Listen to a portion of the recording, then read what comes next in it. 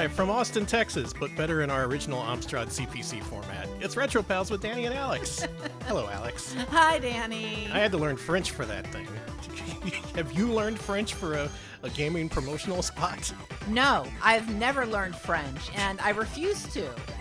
This Alex knows French. I won't even eat French food. He learned via the Innovative Muzzy program on CDI.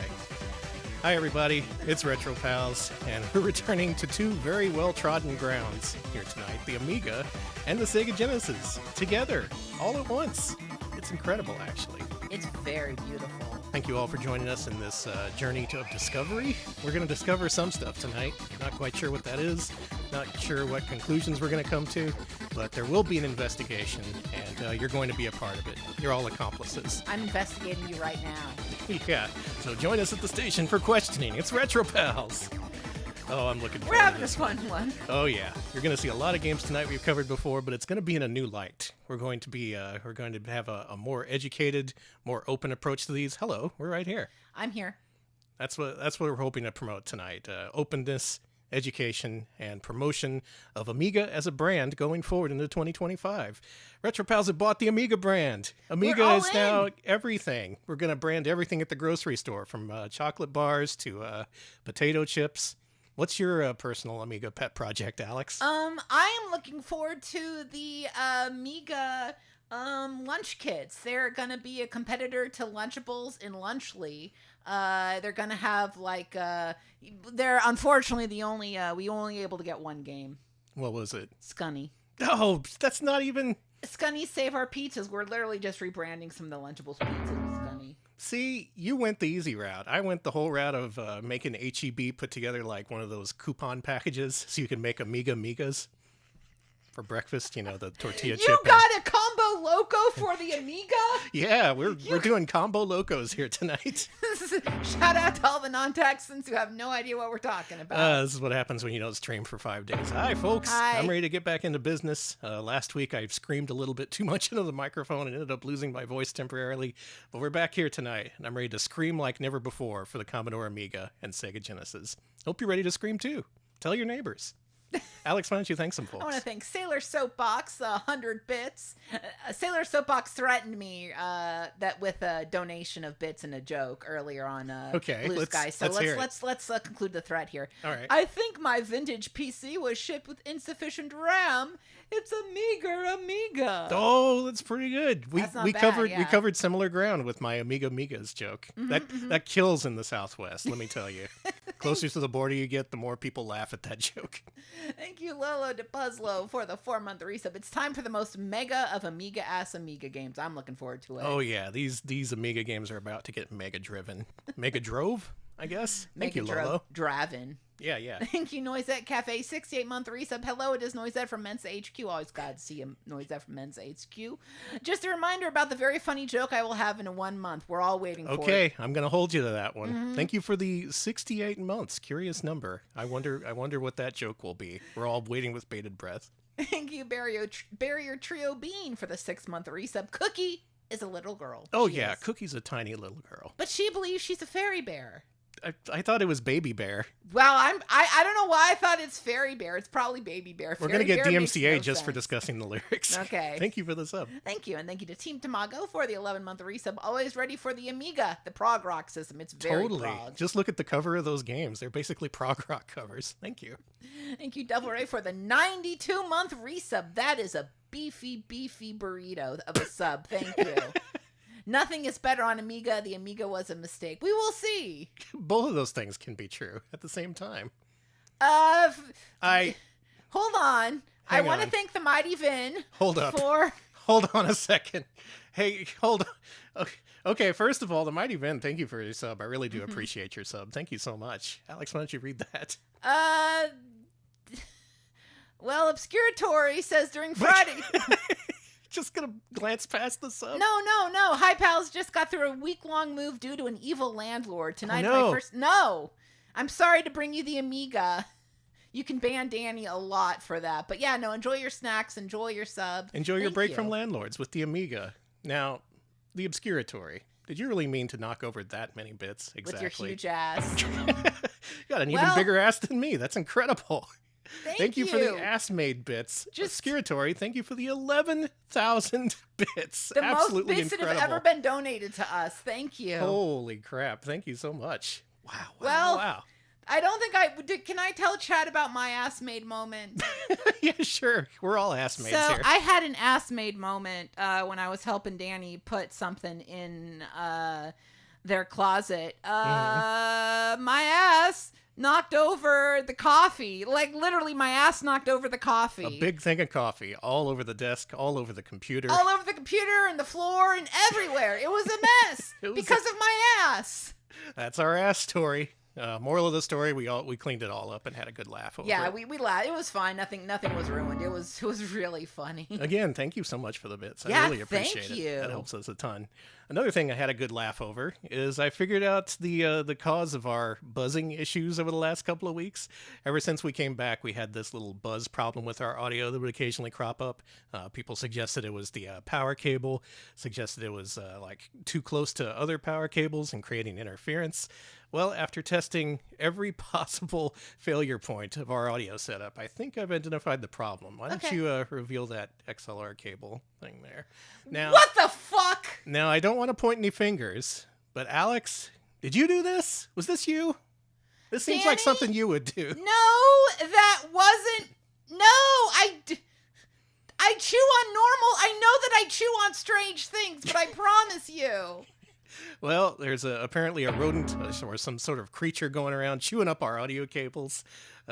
These look like they've been here for a while, so it's kind of amazing we haven't had audio issues before that. All right, so Buttons or Tess, who do you think did it? It's almost definitely Tess. I love Tess, though. She loves you, too. She's been so no wonder she was so friendly with me today. She knew that I was going to learn her evil secret.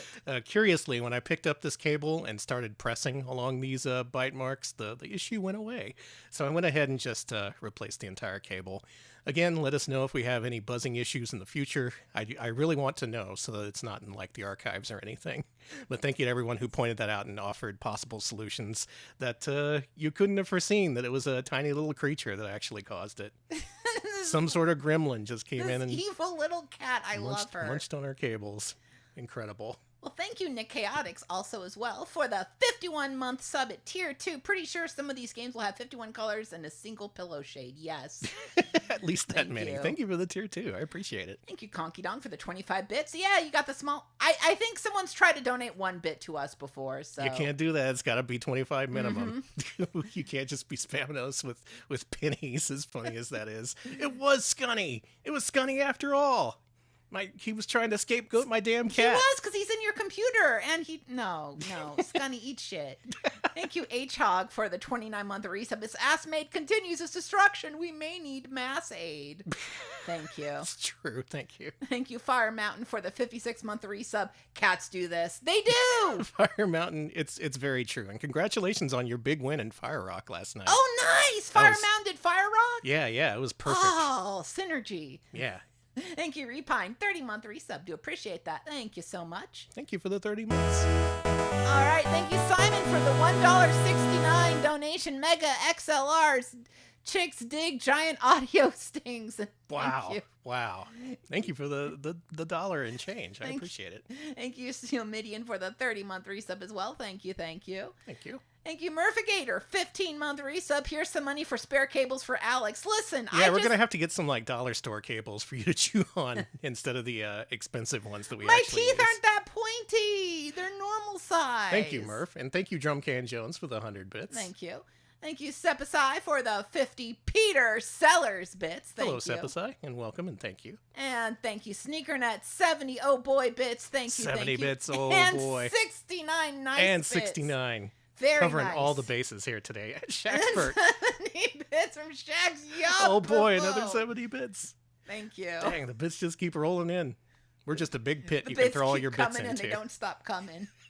Sorry. We're a little bit slap happy here tonight, and who can blame us? We're going to cover two of our favorite things, the Genesis and the Amiga, and how they intersect in our lives and how they continue to affect us. Mooware. Thank you. Thank you for the 100 bits. It's time for some civilized gaming, for sure. And thank you for the underbid sneaker nuts. What are the poll results, Danny? The poll results ended up shaking out like this. Now, the theme of this week's patron poll was troubled ports. It was arcade to 2600 versus Amiga to Mega Drive. Pretty close. Going into the weekend, it was 50-50, but Amiga pulled ahead. The people want to see how the Amiga transferred to Mega Drive. And we're going to do that because if not us, then who? Probably a bunch of people. There's a lot of British streamers who specialize in this, but this is us. We're American and Texan, so this is special. We're putting together a hoedown. I don't know. We are really slap happy today. Thank you, Spartanberry, for the 71-month resub. Congratulations on the Retro Pals for outlasting the television shows covered last week. Actually, that's true. Yeah, we've been going for longer than any of those shows. We've been on the air for longer than Freaks and the Geeks. Up yours, Auto Man. Auto Man can auto die. I don't know. Conky Donk, thank you for the 25 bits as well. Shall we? Where do you get this started? Yeah, what are we doing first? Okay. Let's start chronologically. Now, the focus of tonight's stream is Amiga games that were originally on the Amiga and then ported to the Sega Genesis and or Mega Drive. I wanted to focus on the earlier games. By 1992 or so, they started to make these games concurrently. So Chuck Rock for Genesis doesn't look meaningfully different from Chuck Rock on Amiga. Thank you, Phantom Donation. Thank you. For the $0. Ooh, it's the Phantom of the Stream inside your mind. I don't know. No, it's Scunny again. It's goddamn Scunny. So the focus is going to be on games that were made for Amiga before the Mega Drive was even a thing, before people even knew it would be a going concern that they would have to make games for specifically. People were just out there making Amiga games. And then the Genesis came out, and Sega was all like, hey, let's look to computers for some games we can port to this thing. Specifically, Electronic Arts did, I should mention, because they were the specialist in porting these games over, though several other publishers got into.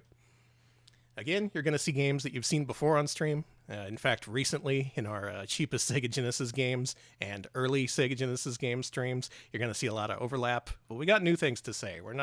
This isn't just a rerun. It's partially a rerun. Let's start off at the very beginning with a launch title. In 1990, the Sega Genesis launched with a game called Zoom. And Alex, before we get our gaming started, I want to have a little showcase that really exemplifies the differences between Japanese, US, and European box art. Okay. Because this one really, it really puts things into sharp relief, in my opinion. Now, the original Japanese Mega Drive box art for Zoom ended up looking like this. Okay. What do you think of that guy? Aw, he's a cutie. He's got weird ears, little, he's just a head and some arms and stuff. His name is Mr. Smart. Mr. Smart. At least in the US version. I don't know if in the Japanese one. Okay. Now, you're going to see 3 different versions of Mr. Smart. I want you to rank them on how much you like them. All right. I'll give this guy 8 out of 10. Really respectable. Okay. So next up is the US version. Oh, no. That's a 4. Maybe. He's got a full human face on his body, and he's got legs, and I just noticed a little tail. I don't like him. We're in some kind of nightmare hell world. Looks a little bit like Time Warp Tickers on Action 52. He also chewed on our cables. Yeah, that guy would chew on some cables. But so think about Japanese Mr. Smart and think about US Mr. Smart. What do you think of those compared to European Mr. Smart for the Amiga? Oh, I want to go back to that one. See? U.S. Mr. Smart suddenly not looking so bad, huh? It's all about a matter of perspective. That's what we hope to impart tonight. It's about perspective. This is like if Pac-Man was some kind of weird pervert. I don't know where you get off calling him a pervert. Okay, look at him. He kind of looks like a pervert. You see that little dragon thing behind him? He's just kind of perturbed that he's there. He's like, what the fuck is that guy doing? Flemish Dog, thank you for the 50 bits. Oh, this guy. Okay, so first of all, let's play the Sega Genesis game, which more people are probably familiar with nowadays, going through ROM lists and playing through system libraries chronologically. Let's have a brief look at what you could experience on launch day of the Sega Genesis with Zoom.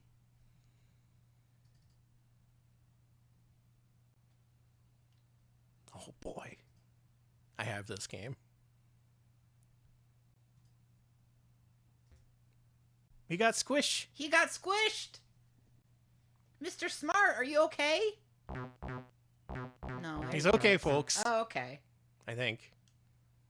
Yeah, this game kind of gets a lot of shit for not being Mystic Defender or Ghouls and Ghosts. It's not even a Herzog's Vibe. It's Zoom. Well, let's play a little bit just so you can get an idea of what it's like. Da-da. How does Flat Mr. Smart rank? Is he still better than the European Mr. Smart? Nis, thank you for the 50. Danny is alive. Danny is very alive. I'm alive and I'm playing Zoom. Things couldn't be better for me right now. Now, if you've played this game before, you know it for one thing and one thing only. I'll let you figure that out here in a second once I start filling out the game board. This is a Pac-Man-like maze exploration game where you gotta fill in these squares. As you do that, you can make combos. Come on, boy. Come on, boy. Come on, boy. You liking that? Come on, boy. Why are they a gay Southerner? I'm not even trying to be like, that's not a mean joke. That's what they literally sound like. I'm sorry. That's a gay Texan. It kinda is. Kinda eerie that they really nailed it. Come on, boy. Come on, boy. Come on, boy. I like when you loop together many combos so you can make them say it over and over again. And is it Mr. Smart saying this? Is this an unseen announcer? Stephanie F. Thank you for the sub. Hello, and welcome to Zoom. Okay, so I think that'll do it for Zoom on the Genesis. Okay. Now let's check out Zoom on the old Amiga. Let's see how much better or worse it could be in its original form. This game came out in '88 for PCs. Yeah, bring me up that capture window if you would. All right, here we go. Time to play Zoom. 88 for C64, Amiga, and various other systems. Sega decided, you know what? Let's bring this to Genesis.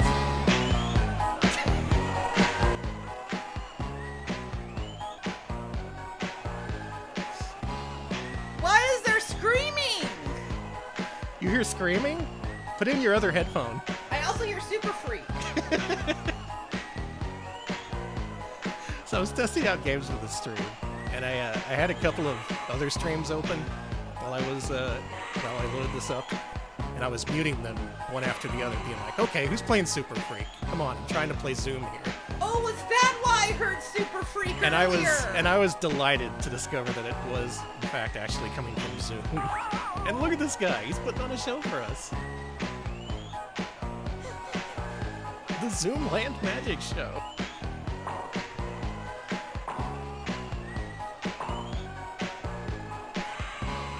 Wow, look how many of them there are. I think this guy's the star of the new generation. Move over, Mario. Suck it, Sonic. This guy seems like he would be really awful to have as a customer. Have a ball. Customers could be really friendly, but like too friendly, and you'd be like, I hate this fucking guy. Touch this. I can't watch this. True. What are you talking about? This guy's bringing back vaudeville on your Amiga. Isn't that what everyone wanted? This goes on for a while. I think it's finally moving. It's repeating. It's doing some... I don't know about those hand gestures. One of them looked like he was trying to flip us off, but I don't think he can. He's doing the finger and then the hole with the other hand? I don't... All right, let's see what Zoom has in store. Yeah, you need to...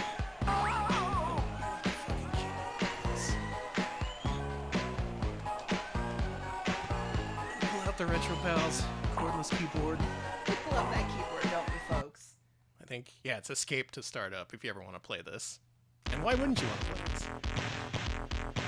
Oh, yeah. Now this is a computer game.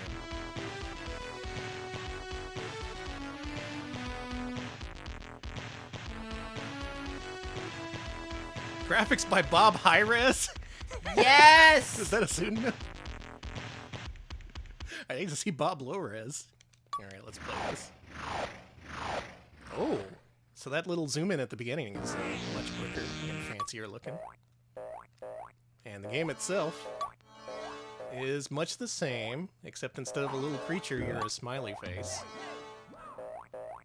And there's various sounds going on. Notably, one sound that's notably absent from this game is the "Come On Boy." That was a purely Sega Genesis creation, and I don't know why. On the other hand, there's plenty of other things that follow you, like lips and, what's that other thing? Crab? Yeah, Lips and Crab, the famous enemies of Mr. Smart.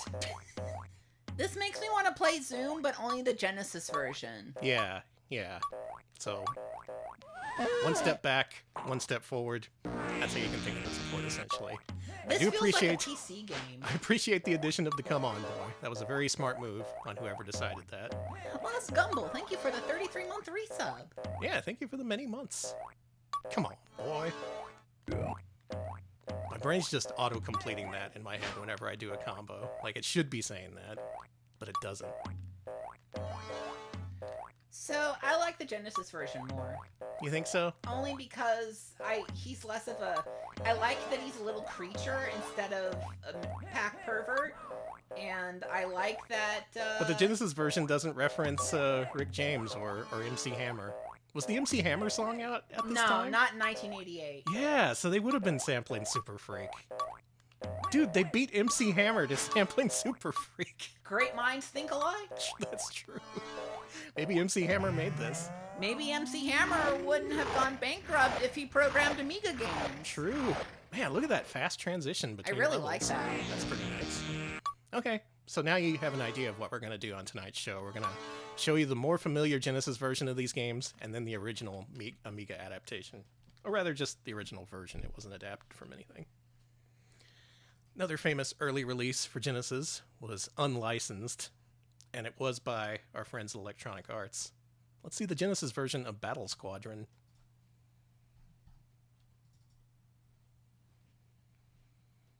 First shmup on the system, at least in the West. Might have been, Curse may have predated this.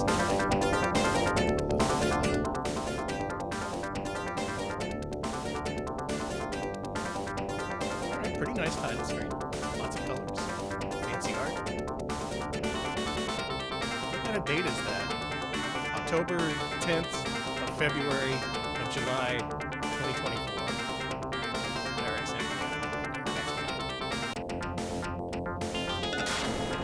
Found the bomb button. That's always my favorite thing to do in shmups. Accidentally push the bomb button. So this is one of them vertical shmups, in that it scrolls vertically, but is presented horizontally. Are you aware of that term, Alex? Sorry, I was fixing the sound. The term is vertical. You What have the you have fuck? to memorize this for the test next week. You're right. Vertical. Mm-hmm. Okay, so far, I liked it. I mean, I don't hate shmups. I'm not a hater, but I don't play them. Yeah. But I can appreciate this. This looks alright. Having played a little bit of this in the past, I can definitely tell that this is an Amiga ported shoot 'em up. I haven't seen many in my time. And I'm curious to see if the original Amiga version is any different. For what it's worth, this adaptation seems pretty okay, at least in my untrained eyes. It doesn't have auto-fire. You need to mash the button in order to fire your shit. But here it is, a shmup on Genesis, as early as 1990. Alright, enough of that. Amiga time. Okay. Give me that capture window so I can, yeah. Good. We got some good synergy here tonight. Oh, we do.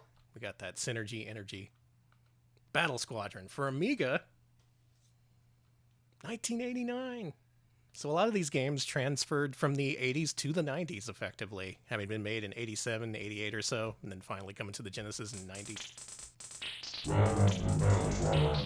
Whoa! Okay. Is that a voice? Danny, this is kind of sick. Music's a little sicker. Oh, yeah. Oh, yeah. One of the creators of Hugo the Troll worked on this as a graphic artist.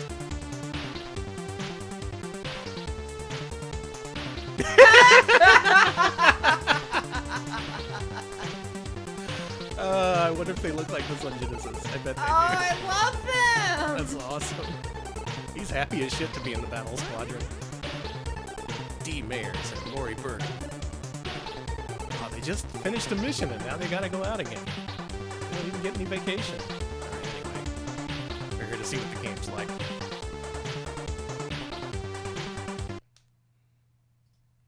Now, notably, this was a game that featured 2-player simultaneous gameplay, which you're not going to see here tonight because I wanted to reduce the number of moving parts to this thing. Thank Whoa! you. Jesus Christ, that sample!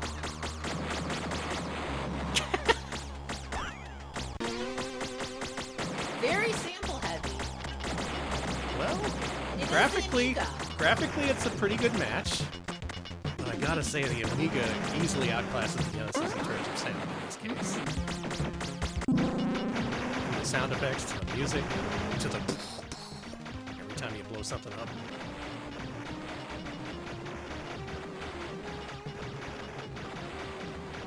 I gotta say, the improved sound really makes this a much more enjoyable game.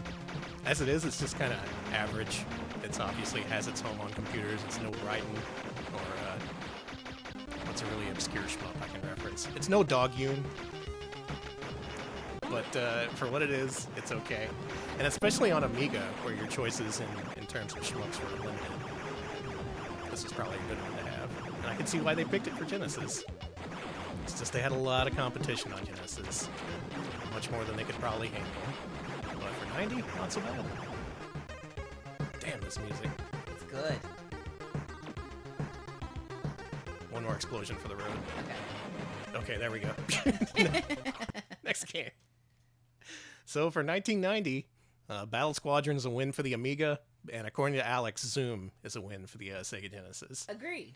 Let's go with another 1990 release from Electronic Arts for Genesis, Budokan, the Martial Spirit, as featured on our Cheap Fighting Games segment of our cheapest Sega Genesis game stream. I believe this was in the top 5 cheapest one-on-one fighters you could get. And for good reason. Oh, this one's so quiet compared to the old one. Yeah, this is... Turn it up. I gotta crank it. You literally have to crank it for this. Speak up, Budokan. I was one bad dude. Buzz off, old man, I hissed. You're apparently some sort of street rat who's been brought in. I was gonna say, you're writing like you're in fanfic. I love it. Like you're just some guy off the street. Hey man, welcome to my dojo. You're about to be arrested or killed or something, but I'm giving you a new life. This one. This is pure Amiga presentation. Let's just do a starter fight. Last time around we picked the bow, and the interesting thing in this game is you can mix these different things. So you could just have nunchucks or a bow and fight some guy who's using karate. Okay, let's see. Let's do it. Now, what would you do if you had to use your hands and fists to fight off a guy who had nunchucks? I want to do it. I would probably shit myself. I'd be like, look, dude, take my money. I'm not winning this one. I really enjoy that. Like, how would you even approach that? You'd just be like, oh, God. Now, this game has a very unusual control scheme in that you need to hold the button and push a direction to do different moves. Very much an Amiga thing, given that that's a single button console. Is this working? Oh. Yeah, let's try aiming for his head. Okay. Ow. Man, even if he blocks it, that's gotta hurt a lot. Yep. Falling like a sack of potatoes. You gotta love it. Accurate. All right, now for the long-awaited moment. Bring up that capture window for me so I can load up Budokan for the freaking Amiga as it should be played, as God intended. Budokan. Now, I should also mention we're going to focus on action-oriented games tonight. There's a lot of other games that were ported from Amiga to Genesis that are simulations or RPGs, and I figure it's not very interesting to say, hey, this computer simulation game sure is worse on consoles. There's only so many ways you can put that. You can crank this. Oh, God, it isn't. Oh, now it's loud. Okay, never mind. It came in. Literally, as soon as I turned it up, it just... I also want to point out that this is just a limited selection of Amiga games that were ported to Genesis. The total number of Amiga games that overlap with Genesis games is over 100. Literally over 100 games made the jump from Amiga to Genesis. Though again, by 92, they all started to look pretty much the same. It looks like this. There we go. Okay, so that's looking pretty similar. Let's get into the fights. Okay, good luck. What should I use this time around? We already did the nunchucks and the bow. Shall we I do guess we could kendo? do kendo. Kendo and karate. Only I get the kendo stick. Mm-mm. I wonder if he even gets like the armor, like the fencing armor. No, he doesn't. Fuck you, dude. That's so funny that I get the full armor and the stick. Oh, here we go. I found the move. It's called bonking him on the head with a stick. Yeah. This is a martial art. Next up, they're going to give you hammers, and you're just going to bash his head in. I will say, from a graphical standpoint, this is better. This has more animation. It's more fluid, if a little slower. And I gotta say, the one-button controls make a lot more sense here on the Amiga. I was able to beat that dude in record time. Let's try a bow. And let's give this guy some nunchucks. Let's let him actually have a fighting chance. Fights seem to go quicker here, too. Oh, can you just... Ow! Hey! Your technique doesn't work, honey. My unstoppable fighting technique. You're also scored based on the blows you land, making this more like something like Karate Champ. Getting some good blows in. Yeah. The more deliberate pace really does make a lot more sense for the Amiga as opposed to the Genesis. At the point this came out, Street Fighter II wasn't a thing, so people didn't have much to judge it by. But even back then, Budokan was just seen as like, this kind of weird, stodgy, hard-to-control video game. And all that makes sense now, having played the Amiga version. And what makes sense on the Amiga doesn't necessarily make sense on the Mega Drive, is what we're learning here, basically. Let's move on to our next game. Okay. Oh, folks, we got a big one. This may be the game that inspired the this entire theme, after all. You hear about this Genesis game called Sword of Sodan? Or Sword of Sodan, if you prefer. Let's play a little bit of Saddam. Sword of Sodan. Like Sodan Insane. Here's what came out on Genesis in 1990. And Sega themselves published the Japanese Mega Drive version in 1991. And by that point, this game looked impossibly dated and bad. Not to set your expectations too much. I'm glad they have greets in this version. Not enough Sega Genesis games have greets. Okay, I agree. I think more games need greets. Look at this Hall of Fame. Bringing in the period. There it is. I got a G. I got a 0. Oh, you got a 0 too. All right, you 0 boys, come in. I got at 100 ag. 5. If I let this play through, it would take up the entire rest of the stream. Also, this music is horrible. Great, I love this actually. Got a 0-4, Oh, a he opened his 0-3. mouth. Did you see that? That was pretty cool. Hey! This, I'll let these guys do their own thing. We'll come back to them. Let's play this video game.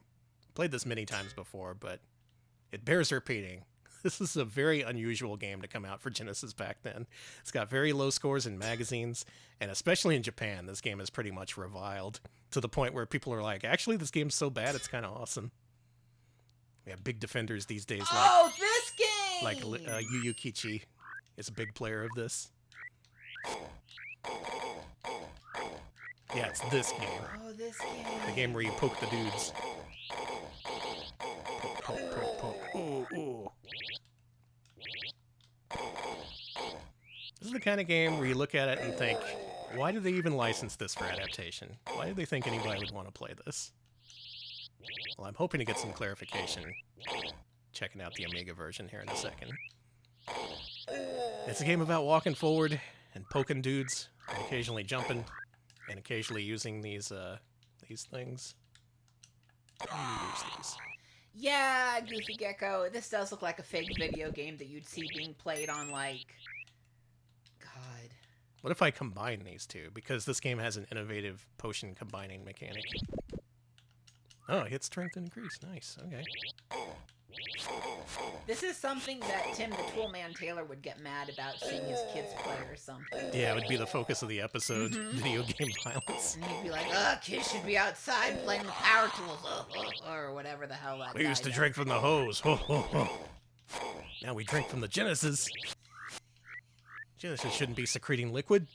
It really shouldn't. It's really disheartening whenever you see a bunch of dudes in front of you, because it's just like, oh, there's that many dudes I have to carve through. All right, there's our latest look at Sword of Sodan for Genesis. Stay tuned 3 weeks from now where you're going to see it again. No, you know what we got to do. Oh, yeah. We gotta play that Amiga version. We've waited so long. This game, more than any I've heard, the Amiga version is better. That's often a common refrain among Amiga fans, where if you don't like the Genesis game, they're all like, oh, the Amiga version was better. You should just play that. Well, guess what I'm doing? That. Thank you for listening to the haters. You should always listen to the haters and give in to everything they want. Mm-hmm. Always give in to the haters' demands. This is a lot more... Oh. Okay, they look way better on this. Oh, we're waving! This effect is still a little goofy, but it does look a lot better here on Amiga. Oh, my tummy hurt. And the music's better. He is pogging a little, yeah. He is pogging.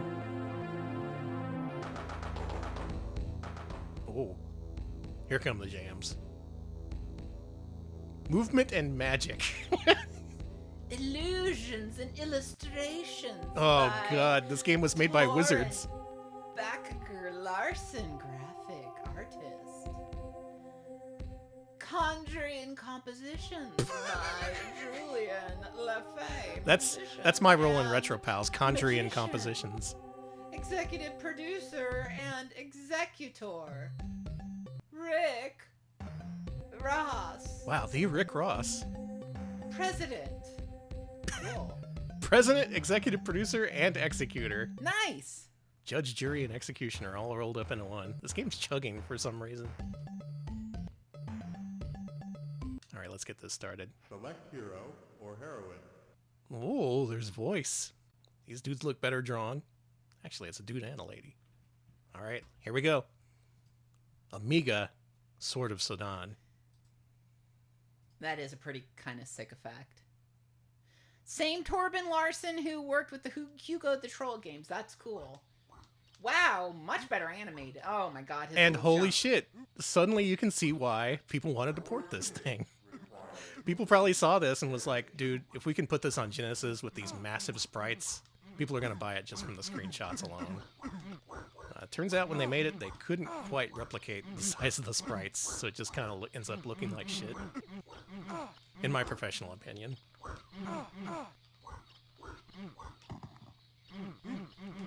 Ooh, ooh, ooh, ooh, ooh.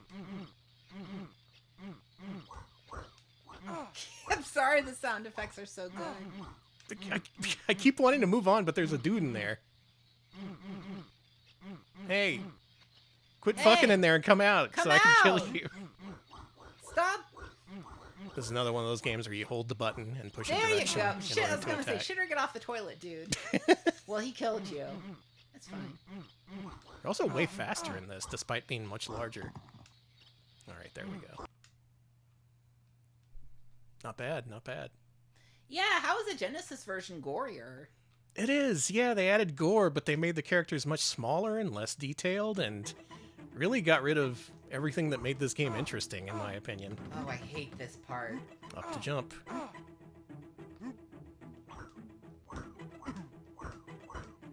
we got him in a pattern. Locked his ass down. Fat lot of good it did me. You got poked? It starts you on the spike? Come on, Amiga. You're better than this. Okay, it's fine. So notice that I'm progressing through multiple levels in the time that it took me to trudge all the way to the end of level 1 on the Genesis and get my ass kicked. Just something about this is way better paced, way better, I don't know, just brought to life.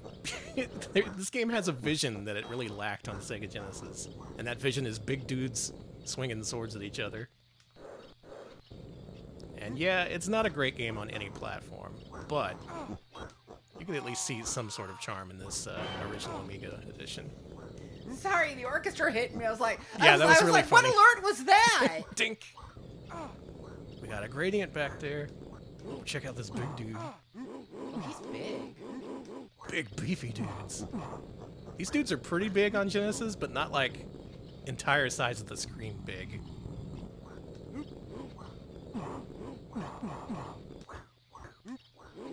There, we gotta get him down on his knees so we can... Yeah, there we go. Whoa! Finally, blood! Nasty, too. Ugh. So now I can kind of see the appeal of this. Why this game was popular to begin with is because of giant dudes. And when you get rid of the giant dudes, what's left? Nothing, that's what. I think this part is like completely absent from the Genesis version too, so there's extra content they couldn't quite put in. Who are these guys? They're the... Punk rock villagers? Yeah, I'm not sure, but they're dead, so it's okay. I like the layers. Yeah, some nice layering. Really, this game is all about, hey, dude, come over, check out my Commodore Amiga. It's got graphics that you won't believe. And it's still pretty impressive. Game over. So now do you understand? Now do you understand Sword of Sodan? I understand it a bit more than I did earlier today. I feel like I understand it just a little bit better than I did before. With your only context being the Sega Genesis one, you're like, what the hell? Why did they make this? And now you can kind of see why. It's just at some point they decided, we can't actually put the big dudes in, but we're going to make it anyway. And now it's everyone else's problem. Oh boy, alright. Another classic of the Retro Pals stream. This one has shown up multiple times. Most recently in our Gray Matter showcase, because Gray Matter made the original version of this game. You know, the people behind Wayne's World, James Bond Jr., Captain Planet, all your least favorite licensed games. Yay. They started off as a computer games developer, and here's the Sega Genesis adaptation of Technocop, as published by Razorsoft, a company that really positioned itself as making edgy games for Sega Genesis. They made 4 games and then folded. All of them were ports.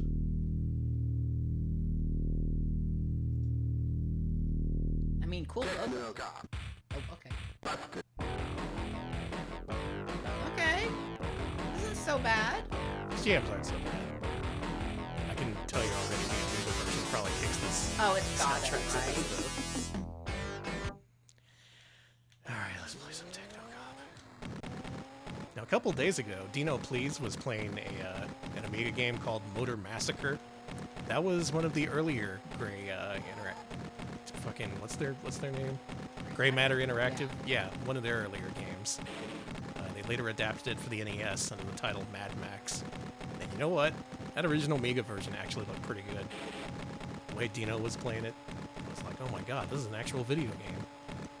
What's wrong with you, Gray Matter? Why did you turn to the dark side?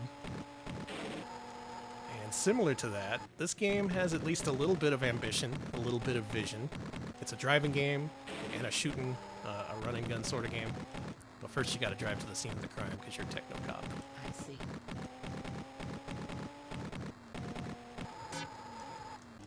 He's a terrible driver. There's a 292 in progress. Something about Trump Jr. Granny held hostage. Suspect extremely violent. Alright, let's do it. We're Technocop. Time to botch the shit out of this. Did you just kill a... Look, Razorsoft, like I said, was promoting themselves as the edgy games publisher. So DDR does rule. all these games have extreme violence, lots of blood and stuff. And yeah, the first thing you can kill in this video game is a small child, so cool. Thanks, Aw. guys. And also you meow when you jump. Wow, you died and he escaped, so that's good. I really love this game's dim view of society. Like in this house, you like blow up people and they explode into blood. There's just dudes lying dead inside their houses. Like holy shit. Something about this game always seemed kind of sleazy, kind of dangerous, you know. And I'm curious to see what that original Amiga version looked like. So let's go ahead and play that. Okay. Just love that the first interactable in the game is a small child who's jumping for joy. Then you just shoot him to death. They're like, yay, hooray, I'm in a video game. Oh, I'm dead. Now, Technocop on the Amiga. Now we're going to come to an understanding about this. At last, Technocop will make sense. Or so I hope. I hope so. Takes place in the RoboCop universe. Yeah, kinda. Oh! Alright, this looks kind of sick. This has art that looks a whole lot more like Motor Massacre, if you've seen that. No music yet. I'm hoping to hear some music. Oh,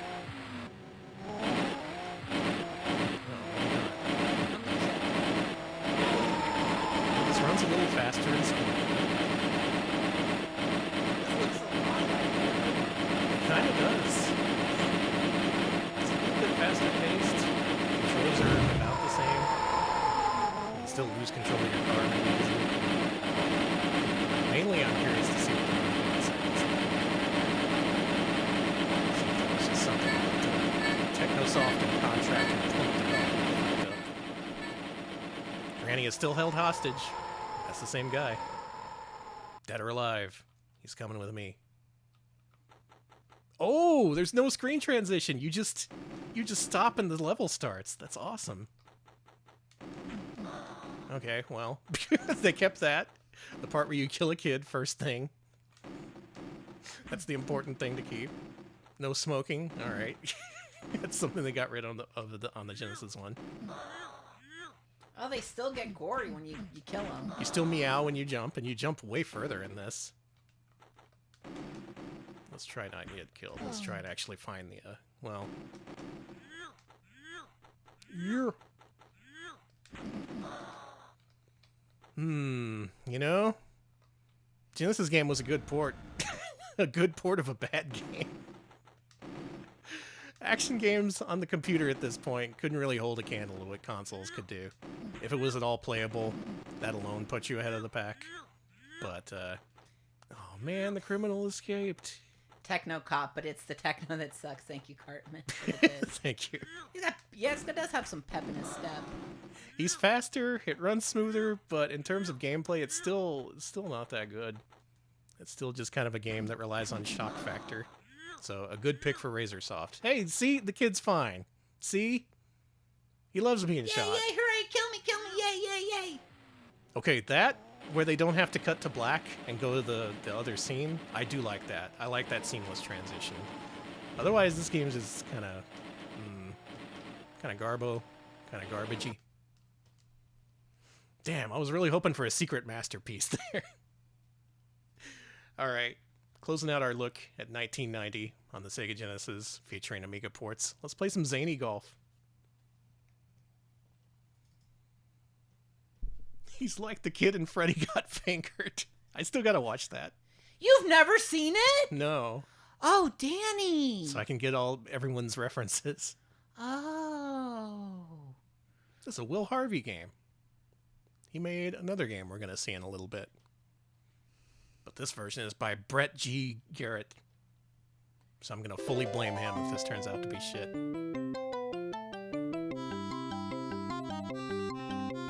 Discord watch party? Oh, boy. Maybe? Maybe. Danny, this is kind of zany. It's a little zany.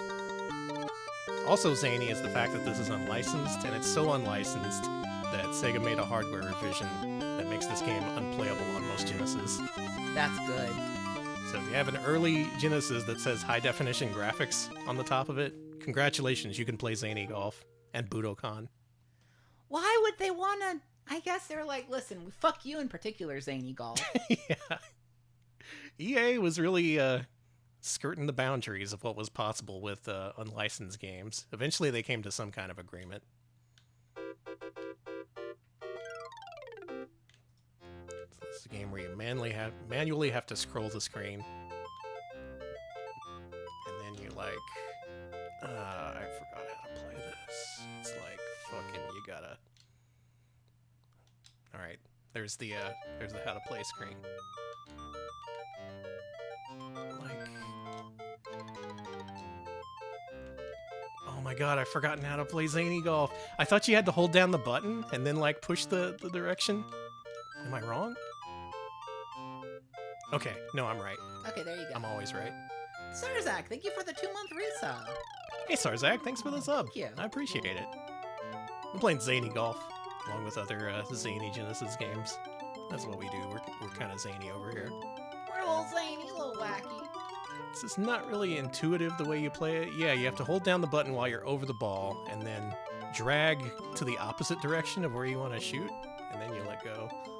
Cinco Play, thanks for giving us up to RFM. Nice, thank you for the gift sub. you. I appreciate it. This is the kind of game where I always wanted to like it more than I actually could because it just plays so badly on Genesis. And I always got the impression that the Amiga version was way more playable. Cartman, thank you for the 50 bits. Yeah, and I guess it would make sense they were on good terms for the Joe Montana game, yeah. Oh yeah. There you go. You're in, player one. You're in. I made it into the hole. You're in. You did it. Hamburger Hill. With real hamburgers. Actually? Look at that. That's a hamburger, all right. Now, I remember reading strategy guides about what to do in Hamburger Hill. You gotta put your cursor over the burger and then start, like, kind of mash the button to get that burger bouncing. Oh. This is the main point I want to compare between the two versions. The juiciness and the bounciness of this giant burger. It looks all right. Got some ketchup on it, some melted Yeah, it's got cheese. multiple layers. You can see the individual ingredients. No, it's got onions, though. You'd have to take those off for you. Yeah. Should have grilled onions like Whataburger. Oh, man. I love those grilled onions. Alright, if we shoot it, like, up this way... Thank you, Saint Aspartame, for the 50-month resub. I once drunkenly spent actual money to have a custom t-shirt shop make a Zany Golf shirt on vacation. That's cool. That's sick, actually. Danny, if we ever go to a place that does those custom airbrush shirts, I want to get an airbrushed Bubsy shirt. Oh, for I want sure. the real thing. We got it. Oh shit. Oh shit. I don't think I'm going to make this one. I think I'm going to run out of strokes. Another tough thing about this game is you only get a limited number of strokes, and if you don't hit par, the game just ends. There's no continues. So odds are you're not going to see all 9 holes here. The damn burger Bounced blocked off my the ball. burger. All right, let's switch to Amiga. All right, let's go. I hope to see some better burger bounces here on Amiga. That's what Commodore promised me. Zany Golf. I'm still amazed over Zoom starting with Super Freak. That's just, it still makes me laugh. It's really good. All right, the original and best version. Here we go. This is how you should play Zany Golf. Remember the words of Vince Lombardi, if you lose, you're out of the family. Thanks, Famous Cartman. quote. Thank you. So EA did the original version too. Sandcastle. The intro's a little bit more dramatic.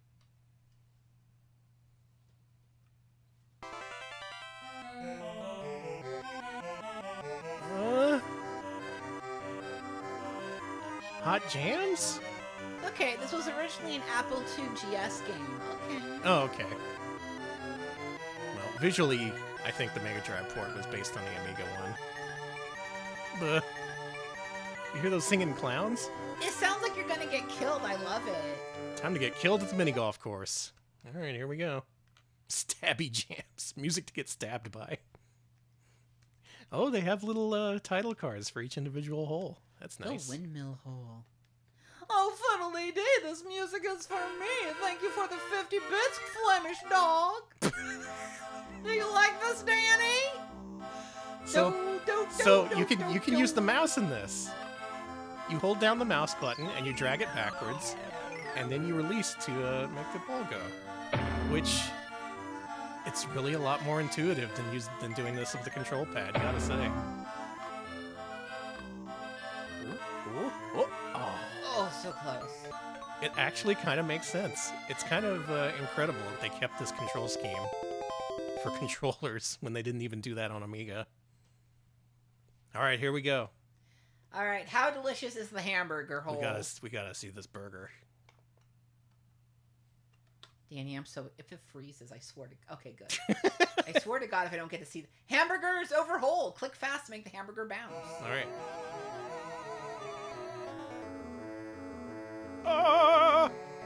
That one was me. Danny, I hate to say it, this burger looks pretty identical to the other one. Yeah, that's I a don't good... see much difference. They did a good job of porting that burger. I Gotta say, though, the control scheme makes a whole lot more sense and makes the game a lot more fun. Never mind, fuck it. Fuck this game. on Amiga. Ah, God damn it. It never bounces the way I want to. Oh, there's extra animation on the ketchup. There we go. There we go. Go, go, go, go, go. Let's fucking go. Nice! Yeah, I want a hamburger now, too. Me too. Walls. Wow, this is way better than the Genesis one. Just in terms of control, you can see how the difference. I was doing way better in this one. And that's what I was hoping to see tonight. A big difference in these games. Maybe not graphically, maybe not in terms of original design, but sometimes it's the little things that make a difference. Little things like control. Oh yeah, that's the wall there, brother. All right, now we're getting somewhere. We're finally fucking getting somewhere here. That's 1990. What do you think of the 1990 lineup on Genesis? Not so bad. I think my favorite is still Zoom. I still like Zoom a lot. Sorry, Zoom haters. Alex, you totally ended up skipping a game. How did I skip a game? One last game from 1990, originally released on Amiga in 1989. Stormlord. Oh, you're right. Yeah, you totally did. I did skip over Stormlord. What the hell, Alex? Alex? The people gotta know about Stormlord. They gotta know about Stormlord. Alex, I rented this back in the day. Well, shit. What's wrong with me? What's wrong with me? What's wrong with all of us? Razorsoft. Yep, another Razorsoft release. This one from those guys hoping to capitalize on controversy. And this release was kind of controversial. For reasons we'll get into here in a second. Look at that fucking title screen. All right. He's screaming, she's screaming, a lot of screaming. Help, I'm tiny! Stormlord! Help, I'm too small! I'm slipping off of you, you're too greased up. I was using the wrong controller. Can't wait to see what I pulled up on the mister. So, Danny. in this video game, you're the Stormlord. And boy, does this ever look like a ZX Spectrum game. Because it is. Though visually it's based on the Amiga port. It's a very slow-moving video game. And yeah, he whistles every single time you pass over those statues. Is it a statue? Because her hair's moving. It's just like there's a babe just... Oh yeah, with the hair, it's just kind of... She's just constantly posing for you. Maybe it's one of those real statues they have in real life. What are you talking about? I don't know what I'm talking about. You know where they have real people pose as statues? Oh, the thing where, yeah, the thing that you see on like the boardwalk or in tourist areas where someone pretends to be like this. They paint themselves silver and then they pose and then they move and scare people. Now, back in the day, we rented this for one reason and one reason only. Because in the advertisements for this, the direct quote was, "If you loved ghouls, Stormlord will blow you away." Notice they didn't say ghouls and ghosts. That was just implied. But I was like, I love ghouls and ghosts. I want to be blown away. I wasn't blown away. I was just kind of... well, as a kid, you're happy to play any kind of new game. Especially when so few games exist and you can't really... you can't really get your hands on them easily. Here's an example of the puzzle solving. If you leave behind the honey, the bees come and get the honey. Oh. And then you can rescue the fairy. And each level you gotta free all the fairies. And it's really more puzzle oriented. This game is notable because it's very, very easy to get yourself permanently stuck. As in, like, you can't even get out unless you reset. You can't even die out of it. So hope you memorize these levels and the locations of all these things. To get through here, you need the umbrella. That was like way the fuck back there. I think you're the 50 bits, Cartman. Yeah, it is just like the Cow and Twister. Man, have you seen that new Twister movie? Mm-mm. Me either. You want to? I don't know. Is it gonna be like... I saw the original Twister, and folks, I thought it was just okay. Yeah. Yeah. What I loved about the original Twister was all the Pepsi tie-ins, and I hope that the new Twister movie has that. I didn't even notice that back then as a kid. I just remembered... I remembered it mostly because she had a windmill made out of Pepsi cans, and I was just like, this is egregious. Oh, yeah. Maybe they just did it out of their love for Pepsi. Just for the love of the Pepsi? Just for the love of the cola? They were just like, we'll show you what side we are in the Cola Wars. Also, you only take 2 hits before you die in this, much like the vaunted ghouls and ghosts.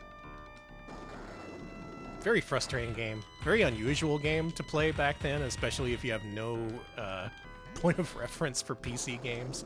If I knew this was a fucked up PC game, at least I could have understood. But back then, as a kid, playing this blind, I was just like, why would you do this? Why would you make a video game like this?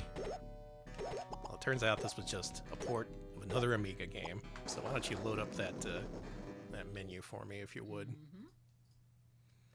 And we can play some Stormlord in its original format. Oh boy, finally I get to understand freaking Stormlord. Where is Stormlord? Oh yeah, that's how the alphabet works. Yeah, it's okay. There it is. I forget which letters come first sometimes. That's all right. I have the autism that makes me really good at alphabetizing. Oh, perfect. This is why I worked so well. Look at that title screen. Oh, that's sick. Okay. Damn. The bigger color depth really helps out this title screen. All right. It's time to play some freaking Stormlord. I've never played this version, so I'm really curious to see if it shines in its original format. Danny. Well, I can tell you one big difference. Otherwise, this game looks a whole lot like the Genesis one. There's just one minor thing that sets us apart. The statues, the hair still animates, but they are missing one crucial part that makes them suitable for streaming. And in fact, that was the thing that was advertised in magazines, because back then they were all like, oh, we're unlicensed, we're going to keep the nudity, we're going to be hardcore. And then by the end, they were just like, actually, no, maybe we shouldn't have the boobies in it. Maybe we should censor them. It wasn't because of Sega. It wasn't because of outside pressure. They just decided on their own to censor them. I don't know why. Maybe good taste got the better of them. One funny thing about this game is that later it was distributed via Amiga cover discs. And in that version, they covered up the statues with these big black bars, so you can see what they were offering, you know? That's a lot funnier. Boy, this plays a lot like the Genesis one. I'm impressed. This is a really good port. But again, the game is really bad. At least now I understand why it was bad. And also the big selling point of this game is non-existent on Genesis. So nice work, guys. And now we know the truth about Stormlord. If you want to play in its original uncensored version, you could do that, but don't expect it to be any better. It's good to have answers, though. It's good to know that I wasn't missing out on some hidden masterpiece. Okay, now we're ready for 1991. Okay, there we go. We're heading into 1991, and Electronic Arts is here with the console port of a game from 1989 called Populous. Populous. I said I'd be leaving out simulations and RPGs and things like that, but this is a pretty big landmark release, so I thought I should cover it. I mean, I shouldn't be so... Is Stormlord, was that a European game? Oh, yeah. Was it French? You know, maybe. They love nudity in France. That's like their favorite thing. It's so cool. You read French... Yeah, Drum Kenton. You read French comics, and you're just like, oh, okay. There's boobies in here, because it's French. Now, unfortunately, no boobs in this that I know of. In fact, I still don't know how to play this game. Like, you gotta raise the land and lower the land, right? But how do you do that? It's British and not French? Well, okay. I guess one reaction to Thatcher's Britain would be to create Stormlord. What does it mean? I don't know. I'm not smart. Which one of these little buttons do the raising and lowering of land? Does anyone know? I know that's the big thing you got to do in this game. So to move around the map, you got to hold down the button and drag the cursor. Doesn't feel great, but I can't really think of a better way to do this on controller. Yeah, where's the cube you chip away at? Yeah, where's the... What's in the cube? No one will ever know. The up-down button, but I think you have to be in your territory. Okay. Oh, this isn't my territory. Yeah, okay. So my dudes are up here. Yeah, okay. What are you going to do? Check this shit out, dude. I'm going to raise some land. Look at this. Raising the shit out of this land. Nice, right? I always liked the book aesthetic in Populous, but I can never get into it. It's neat. This game does have a neat aesthetic, and it was massive when it first came out. This game was hugely popular. Ported to Super Nintendo and Genesis. Apparently the Super Nintendo port isn't that good. But as you raise and lower land, people are able to build things on it. And eventually you get this army to take across the sea and beat the heathens to death. As you do. Mm-hmm. So now we've seen the Genesis one. Let's see what this is like on Amiga. The ultimate Populous experience. Supposedly. I'm glad you're keeping the screen blanked before I pick the game, because there's a lot of games in this Amiga compilation on the Mister that are, let's say, adult-oriented, and the screenshot previews that they have are very clearly showing that. Good, we're keeping this a clean stream. We're the clean streamers, no cuss streamers. Clean as a whistle. Yeah, the no-cuss streamers. Watch this one have boobs in it. Honestly, Peter Molyneux, if your games had boobs in them, I bet you could do whatever you wanted again. All right, so we got a more detailed title screen. We got mouse controls, mouse support. That's kind of a big deal. Game loads way faster. The map draws in faster. And surprise, surprise, the game that has cursor input plays a whole lot better with a mouse. Who'd have thunk it, right? Man, I wish that Kinect game came out with the child. Milo? What happened to poor Milo? Milo is still waiting to be freed. Somebody free Milo. I miss him. Thank you, Gun Cannon, for the 25 bits. Maybe the boobs are in the cube. You never know. You never know. Maybe. Oh, it's really easy to scroll around and do things in this one. Again, not a huge surprise given that it has mouse control, and that's why I'm not going to cover a whole lot of RPGs or strategy games on this, but it goes to show that a game, even without its original control scheme, and when it's replaced with something somewhat cumbersome in comparison, can still be successful. Because as far as I know, Populous on Genesis was a pretty big hit. They even released a sequel on the Mega Drive, but only in Europe. Sorry, Americans. Thank you for the 50 bits, Cartman. Yeah, this is before he became controversial. Before the cube. Before he kept making promises. That man, all he needed to do was stop talking every so often, you know? You can't just talk yourself into a hole every day of your life. That's my job. You could choose whether Milo killed a bug in the demo? This sucks. Why did a project... We live in a fallen world, Danny. We really do. Okay, let's try something a little bit different for our next game. Let me just reset this here. Okay. This is one of those games that was developed concurrently for Mega Drive and Amiga, and I just wanted to show off one of those, and also because it's funny. Let's play the Sega Genesis game known as Back to the Future 3. I really want to know if this is the result of some port fuckery.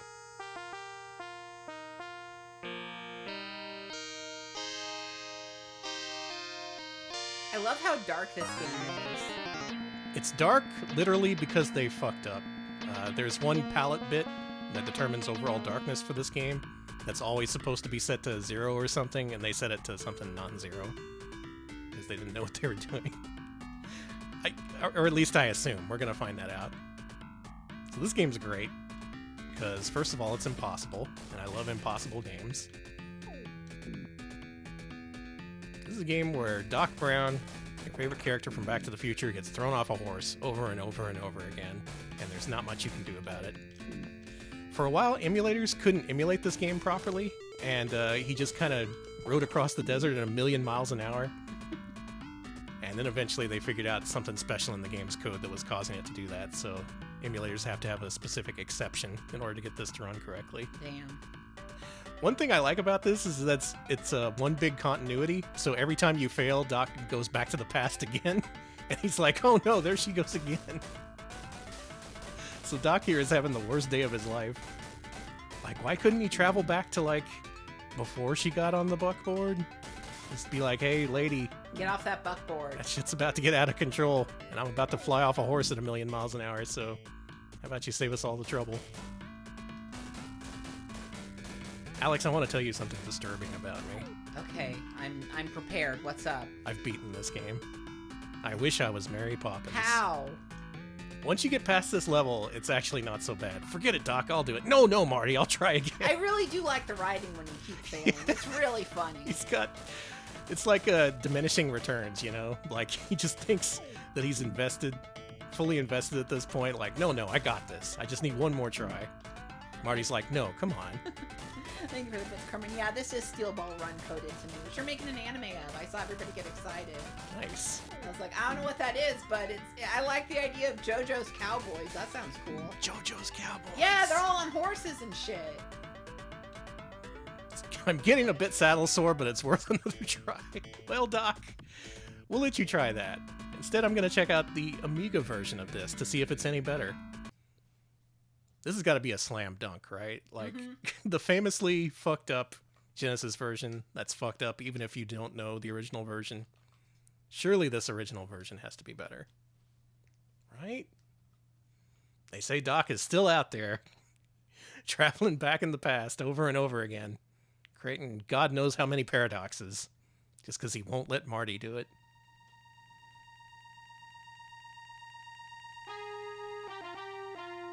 Konami? Yeah, please wait. Depressing. Ooh. Well, the music's a lot better. And it's the proper brightness. So that's a good start. Okay. Damn, listen to that music. This is demo scene Back to the Future. Great. Let's play the whole game. We can do that. Okay. Please wait. I'm decompressing after work. But you're at work. Shit, you're right. I can't decompress at all. Hey, he's wearing something over his face now. That's different. Yeah, that's different. He's COVID cautious. There's this extra little scene here that shows her being taken off. Ooh, and it's a little bit slower. It's a little bit easier to actually tell what you're doing. Still really easy to get thrown off, though. Ooh, look at that animation. I where he like shoots that behind him. animation. I think they changed that in the Genesis one to something less interesting.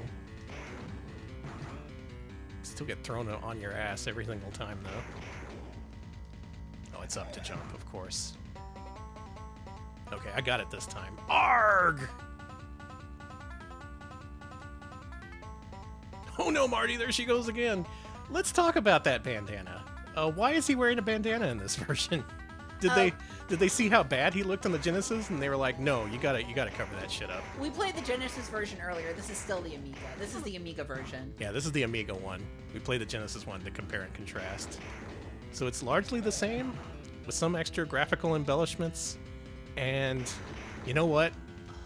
I'm gonna give this one the edge in terms of playability. Okay, chat made a good point. Maybe they couldn't get the likeness rights to Michael J. Fox. Oh, or that too. Yeah.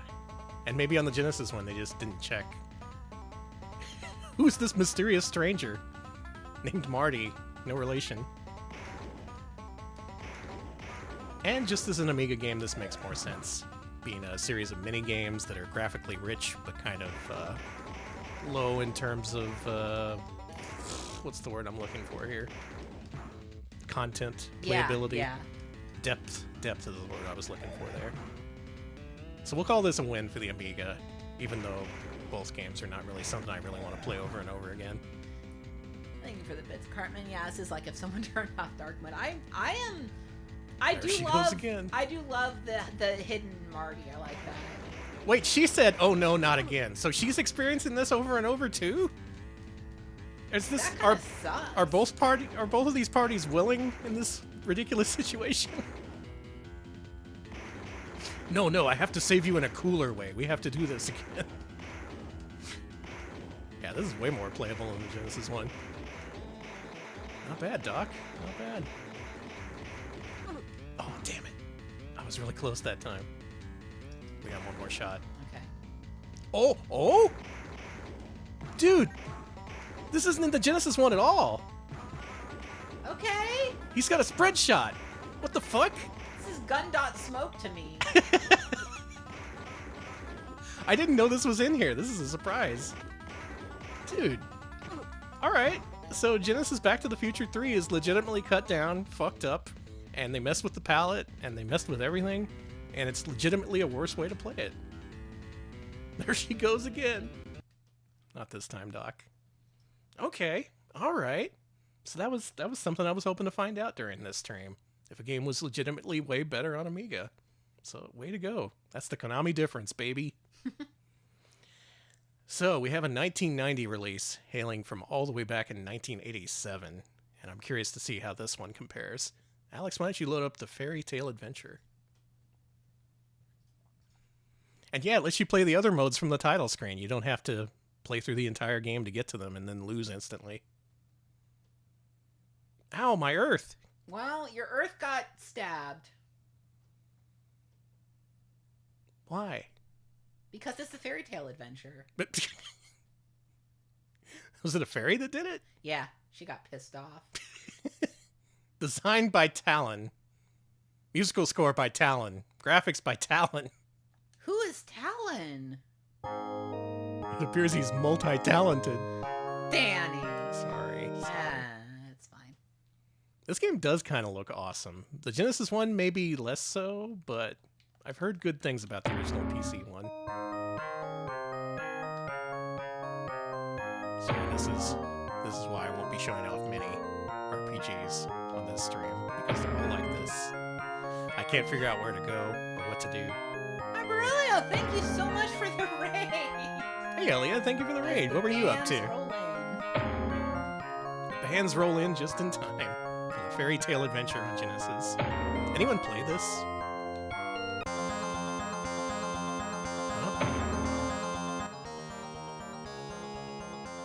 Death is coming. Oh no, death! What? But I just... Being chased with death. Being chased with death. You drowned in the river and there's a skeleton. It was morning. It opened. Julian was hit and killed. Skeleton stabbed me while I was drowning. Bye, death. Holy shit, okay. Well, that's what happens when I try and play RPGs.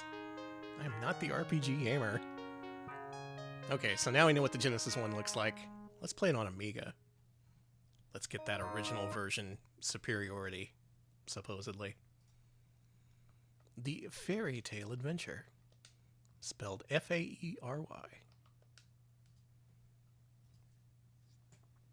Which is the correct spelling of fairy? Let's start a really pointless argument. There's also F-A-E-R-I-E. That's true. We brute forced it. Turns out it skips you all the way to the end game with a password. Cool. Thank you. Thank you for the bits.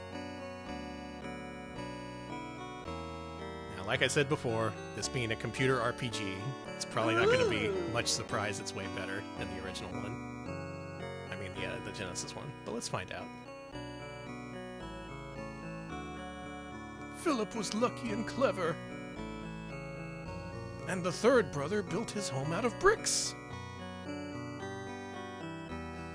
Kevin. How do I start the game, Kevin? Make haste. You game seeker. Okay. Drugs. Good choice. When starting off on a fairy tale adventure, you should take drugs. Oh, and once again, we have a mouse-based interface, which is arguably superior for this kind of game. For sure. Wait a minute. Wait a minute. Wait a minute. Oh, I hate this. Hold on a second. You know, usually simulation and strategy in RPG games are better with their original mouse control. No one is debating this, but in this particular case, I don't like doing this. This feels painful and wrong to me. You literally have to go down to the little compass rose down there and click on the different points. And while that may have been tolerable in 1987, but by the time the Genesis one came out in 91, people were expecting a more traditional control scheme. Boy. Oh, man. Are there other RPGs that play like this? Was this a thing that people did? Let me know if anyone actually knows, because I don't actually have a point of comparison. Why do you just wander around and get murdered? That's the fairy tale story, baby. I don't like this fairy tale. Julian was hit and killed, and then he was hit and killed again. You okay, dude? Oh, here comes the fairy. Yay.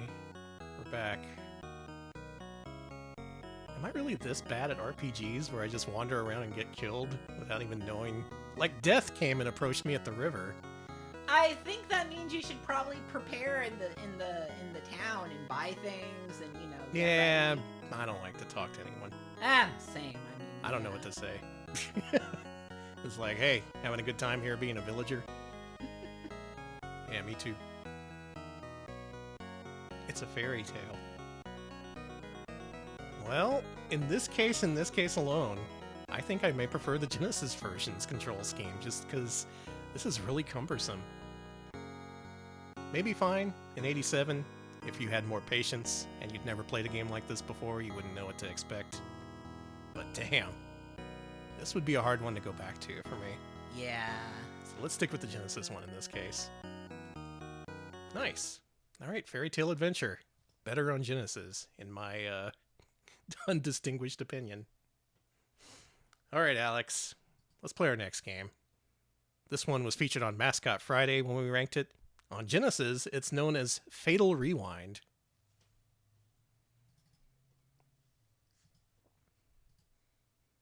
But on Amiga, it's known as The Killing Game Show. That's such a good name. So I'm really curious to see how that one shakes out. But first, let's see what the Genesis one is like. And now, it's time. The greatest show on earth, definitely not copyrighted by Barnum and Bailey. All right, Signosis, what you got?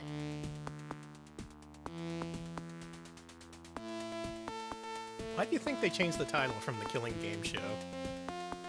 I don't know. Maybe they thought it would be too close to like Get ready to die. to all the games about murderous. There are so many things about murderous game shows, Danny. It's Yeah. Running Man really set that trend aflame. There's all Smash TV and Killing Game Show. And then the Genesis adaptations. I prefer the original game shows where people actually got killed. very few people have died on game shows, Danny. But it has happened? On reality shows, yes. Okay, well, those That's don't count. different, yeah. No one's gotten killed they're playing. competition shows, so it's technically a game show. It's but- never been an episode of Pressure Luck where the Whammies came to life and killed a guy. No, that's never happened. So despite the name, not really a game show. It's more of a run-and-gun platformer. The gimmick here is that there's a vat of acid rising up beneath you, and you have to finish each vertically scrolling level before it gets up to you. So it's like Lumno Wedding Bell. Yeah, it's an infant school like. You're right. Oh no, there's a classic video game. I'm a normal gamer with normal comparisons, I guess. It's just like that Loam game for Famicom. I just know about weird games. I don't know about normal games. Chat, do you know the most recent game I've played? It's Nubby's Number Factory. Yeah, Alex played a new game. I bought him a copy of Nubby's Number Factory, and he loves it. I do love it, but it's the kind of game that I would definitely play and know about, because that's the kind of games I know about. Alex is a modern gamer now. I know. Welcome to Modern Gaming Pals with Nubby's Number Factory. Somehow a more twisted game than something called The Killing Game Show. But then again, we haven't seen the original Amiga version, have we? We haven't. Let's check that out. Alright. Yeah, it's a very Alex core game. I had to buy him a copy. I love it so much. Thank you. What if there was a game show, but with killing? You might call it The Killing Game Show. Now all I can think about is Nubby. Oh, okay. Oh. Well, this wasn't in the Genesis version.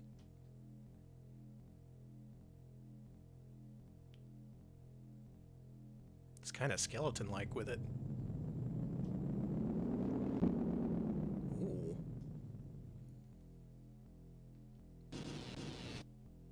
This is hella fancy. Very MORAF adjacent. That's a good way to put it. It does feel like a PC game from the 90s, which is why I like it. Oh, God. Oh, Holy shit. That's what we look like? We're awesome. Danny, we look kind of sick. It didn't even register we were some kind of mecha dinosaur creature on Genesis. Damn, they just lost this entire intro for the port. That makes sense. They only have so much cartridge space to work with. But still. Yeah, this is awesome. That's the Psygnosis difference. Really elaborate introductions. Just elaborate presentation in general. It's very nice. Yeah, nice work, guys. Yeah, the Genesis one just boots up to "and now." That's, man, that's a big loss. They still can't use the right "its" though. What? You hear that? Mm-hmm. Turn this up. There's voice samples. According to the manual, your character is a human with their skin sandblasted off and contorted into that thing. Wow. Ah! Yikes. Look at that logo. Yes. Danny, this is sick. Fuck yeah. I haven't even played the game and already this is better. That looks way better. Man. Hate to already call it, but gotta hand it to Amiga in this case. This is really sick. Give me level 1, please. The Killing Game Show will continue shortly. Now, I did like how the Genesis one said, "Get ready to die." I thought that was a nice touch. I like that. Still the same game, basically. Frame rate's been cut in half, but not a huge deal. Love Amiga sampled drums. They add so much to any experience.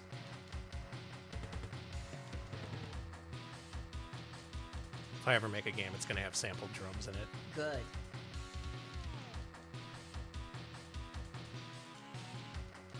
What are these things? Oh, I see. Occasional voice samples thrown in just because they can. I do like the voice samples.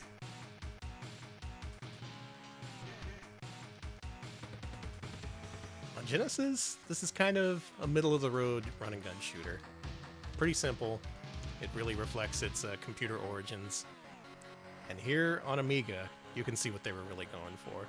Look at the reflections down there at the bottom. I love the reflection. It's really sick. So many details were lost, and while a lot of it is ancillary to the core experience, if you lose enough of it, you honestly lose the whole heart of the original presentation. And if not for heart, why play a video game? I play games with heart exclusively. Mm-hmm. Like Nuppy's Number Factory. That game does have heart, is the thing. It does. I'm still bad at this. Still gonna lose in level 1. You know what? Just put me in the acid. Just give me the t-shirt that says I got killed on the Killing Game Show. Goodbye. Goodbye, Killing Game Show. Forget the last life will be replayed. Oh, it does replay it. Look at that. Oh, hey. What does that say at the top? Design and coding by Mr. Chudley? Yeah, Chad was trying to figure out whether it's H.R. Chudley or M.R. Chudley. H.R. Chudley. Good. Again, I'm gonna hand it to Amiga in this case. Not always the case, but here we are in Amiga land, and I'm liking this game a whole lot better, and not just because of the title. All right. Another genre I wanted to avoid, largely for this stream, is sports, because a lot of these games are simulation-oriented, and if not, they probably play better on console. It's really not comparable. It's an apple and oranges kind of thing. I wanted to make an exception for this one, though. Hardball. It was M.R. Chudley. Okay, good to know. I wanted to know about the Chudley, because that's a great name. This ain't softball. If you get hit by this ball, you will die. Actually, you'd probably die if you got hit by a softball, too. Yeah, softball is, like, more painful to be hit by, I've heard. Yeah. Don't hit me with a softball. Don't hit me with any kind of sport. Let's play the World type Series. Instrument. Alex, who's at the World Series? Oh, I forgot. How about Texas? Texas? And All right. Houston. Oh, okay. I was gonna say Texas and Houston, but I guess you can't do that. I just want Houston to win for once. They deserve it. Texas at St. yeah, Louis. sure, St. Okay. Louis. Here we go. The famous Texas players Beret, Jackson, Hopkins. Ooh. Fastball. Wow, bad pitch, Beret. I mean, Stevens. Up to bat as Beret. Hooray. Now, I can only assume this is one of those PC games that was largely built around presentation and stats. Something that you can't really do on Genesis, given the cartridge space and limited resolution and whatnot. Hey, I struck him out at least. Also a very quiet and restrained soundtrack for this one. There's music, but you can barely hear it. Is this guy gonna swing? Or did I set this up as player 2? I think I may have set this up as player 2. Let's give him a sinker. That was a strike? Alex, what's a sinker? I don't know what a sinker is. Get out of here, jackass. Okay, well that's a below average baseball game from what I can tell, with a kind of interesting presentation. Let's see what it looked like on Amiga. I expect this game to blow my ass out of the water. Danny's ass blown. By Hardball. It's another game originally released in '87 that made its way to Genesis in '91. The last one of those was Fairy Tale Adventure. And Fairy Tale Adventure got kind of an improvement in terms of controls.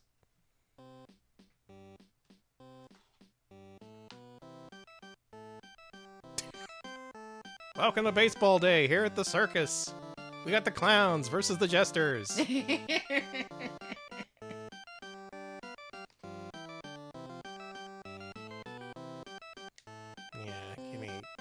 that. Oh, there's real baseball players in this.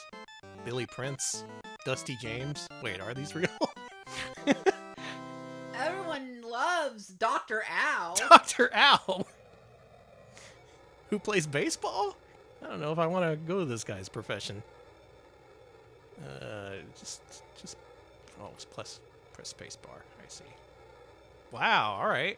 I like this aesthetic more.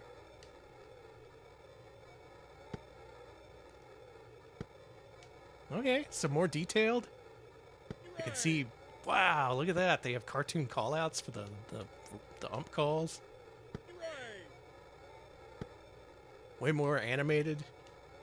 Arguably better detailed. You doof. Whatever, it was a foul. In '87, this would have been a head turner. Mm-hmm. Over on NES, all we were playing was bases loaded. That was like the best we could get. What are you, left fielder? You want to get in on this? Don't worry about it. Thank you for the 25 bits, Cartman. Yeah, Dr. Owl, most hit by balls. Is that a stat they track? They really should. I want to know who's been beamed the most. So again, in its original format, I can see what they were going for. The obvious focus was on simulation, and especially creating like an in the ballpark presentation, and I think they succeeded.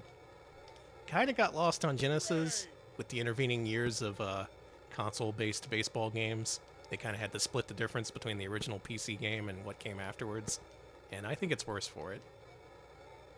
That's my take. Take it or leave it. That's Hardball. I'll leave it. Hey, you Okay. can't do that. You just stole the base right in front of me. You got the ball. Can the batter just drop the bat and just start running? Okay. We got it. We got a stat. Okay, so yeah, there's a John Boyce video apparently about it. Oh, I threw 4 balls. I see. Okay. Huey Jennings holds the major league record for most hit by pitches, getting hit 287 times. Oh my God.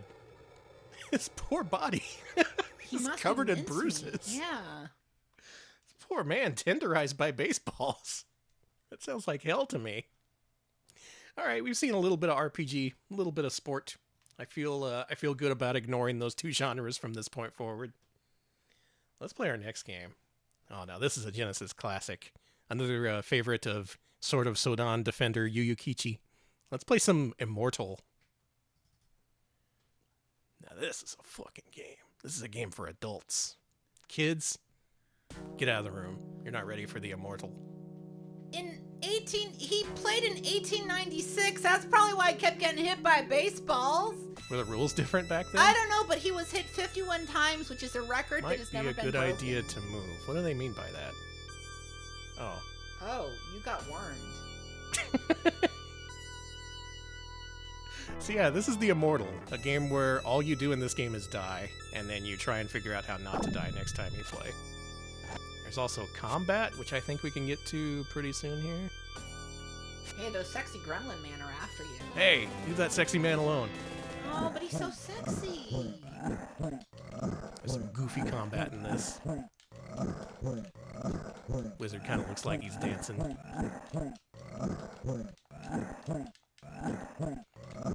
Now, I'm assuming the Amiga version animates much more smoothly.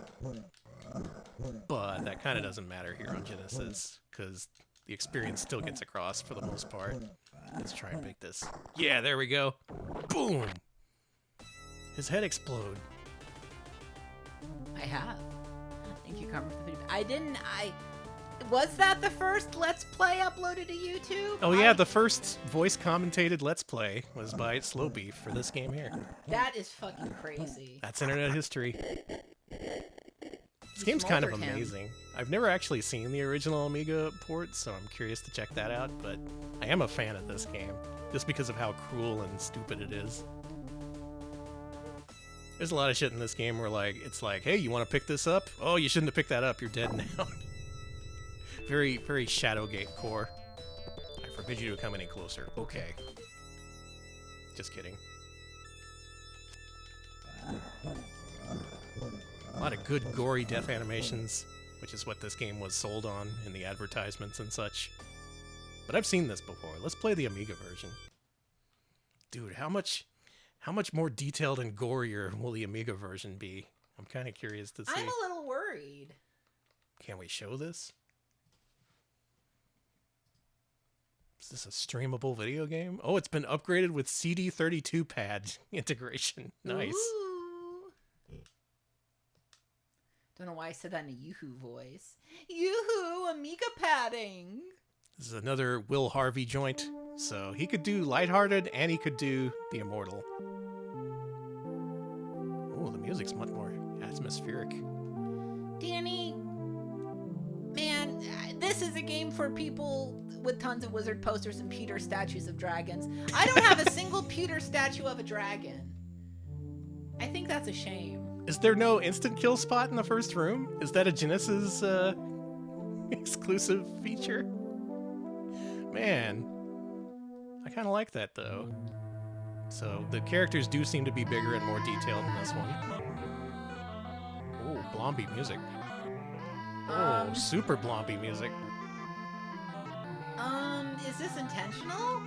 Oh, and it doesn't do the cutaway to the large characters. Look at this. You're tiny.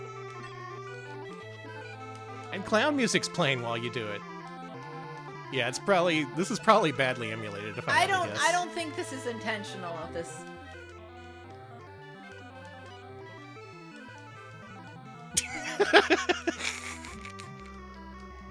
watching this old man bob back and forth while the worst music I've ever heard plays. He just walked right through you. Whoa, you melt. That was cool. Eesh. You know, I'm torn on this one. I do like the Genesis version's music better, though we're not really hearing it accurately, probably. And I do like the fact that it zooms in for the battles, so you can see the really gory deaths and whatnot. Yes. Is the Genesis one better? I always assumed that the Genesis one was just a cut-down version of this because the game, for everything about it, always looked like the ultimate Amiga game to me. But maybe it is in fact an ultimate Genesis game instead. Ah, here we go.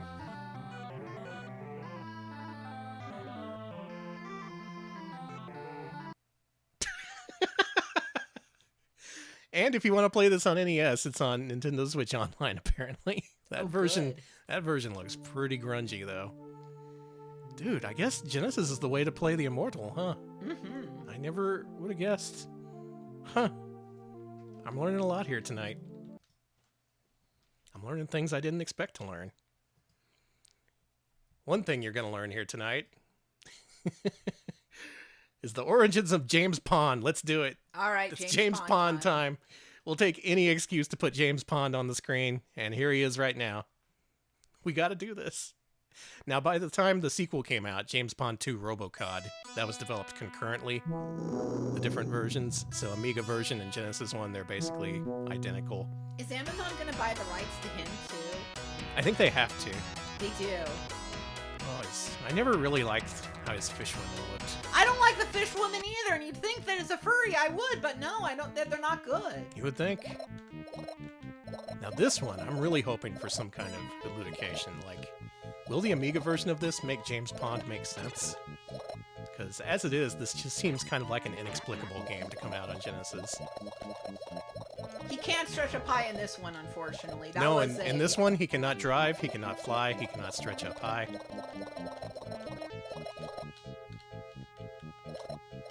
Now, it would make sense if they brought this out knowing that a big budget sequel was on the way, and maybe they did. But just as a one-off, I never really understood why this had to be a Genesis game. Because this very much seems like a jank European computer game to me. Not to generalize too much, I want to try and be understanding here. But, I mean, look at it. All the items bounce, for fuck's sake. You bounce? Can he die? Okay, he can die if he's out in the air too long. That's cool. Yeah, he is a fish. Yeah, you gotta free all your little buddies, and then you can go on to the next level. And that's James Pond, before he became roboticized. There's also an environmentalist theme to this that was largely just completely forgotten about in the sequels. James Pond sold us all out for a shot at the big time. He sure did, Mr. Pond. You got a lot to answer for. You got blood on your fins. Help! You know what? You deserve this. Take him away. Take him away, Pelican Man. Okay, the moment of truth has come. We have to learn what the original James Pond was like. I have to know. I have to know, too. Will this be any different? Will this be any better? Is this a secret masterpiece? The world's gotta know. Seraphis Kane, thank you for the 25-bits. Danny, Bubble 07. Do you like that? Yeah. I like that. I kind of like that, actually. Thank you. Better than any joke that's probably in the game itself. Oh, here's what I was hoping to see, an introduction. Yeah, I gotta know.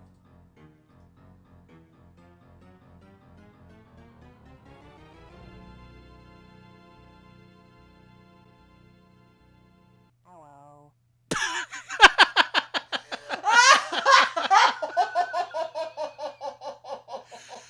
All right.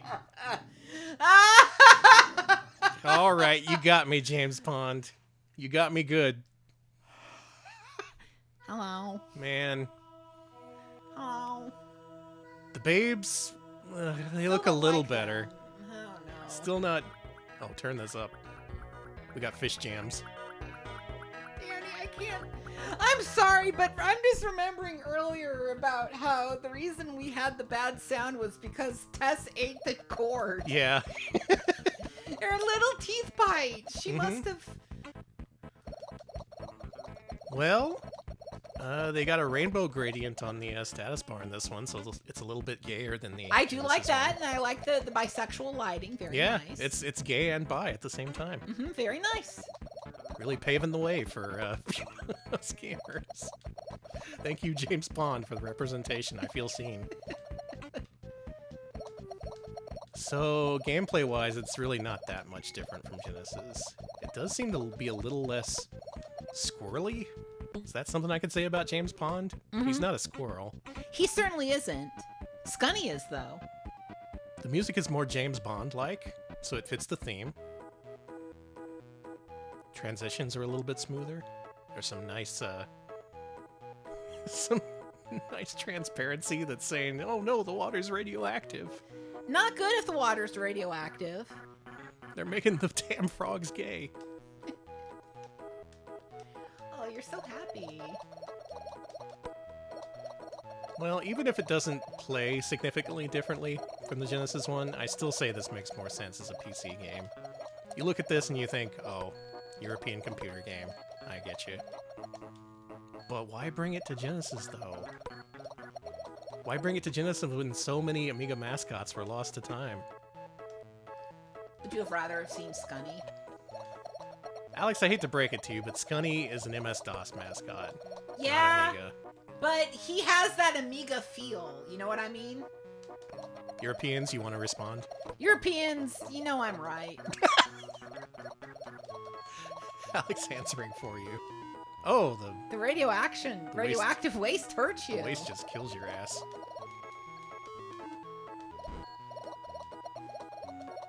I will say it plays a little bit better than the Genesis one. He seemed really fast. License revoked. Is Baby Joe an Amiga platformer? It is. Okay, so pretend I said Baby Joe instead of Scunny, okay? Look at Baby this- Joe chewed on all our things. Look at this fucking name entry screen.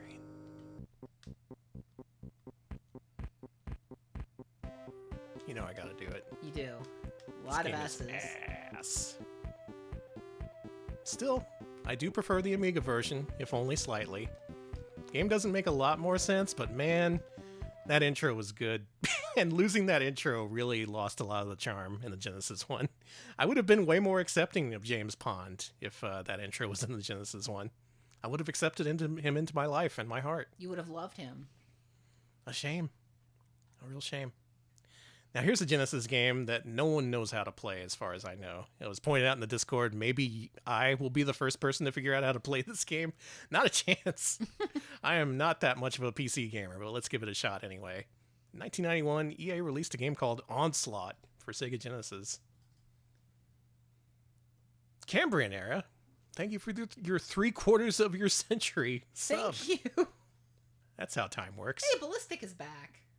Yeah, Hey. Ballistic, the unlicensed developer no one talks about. EA usually gets all the shine. Okay, Oh my god. I'm gonna figure out how to play this. Okay, by the time I get back, you're gonna have to finish the game, yeah? Yeah, Okay, cool. no problem.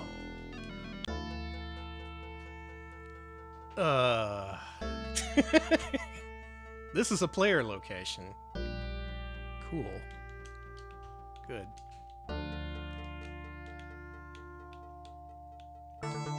How do I play this? This is a water temple? How do I go there?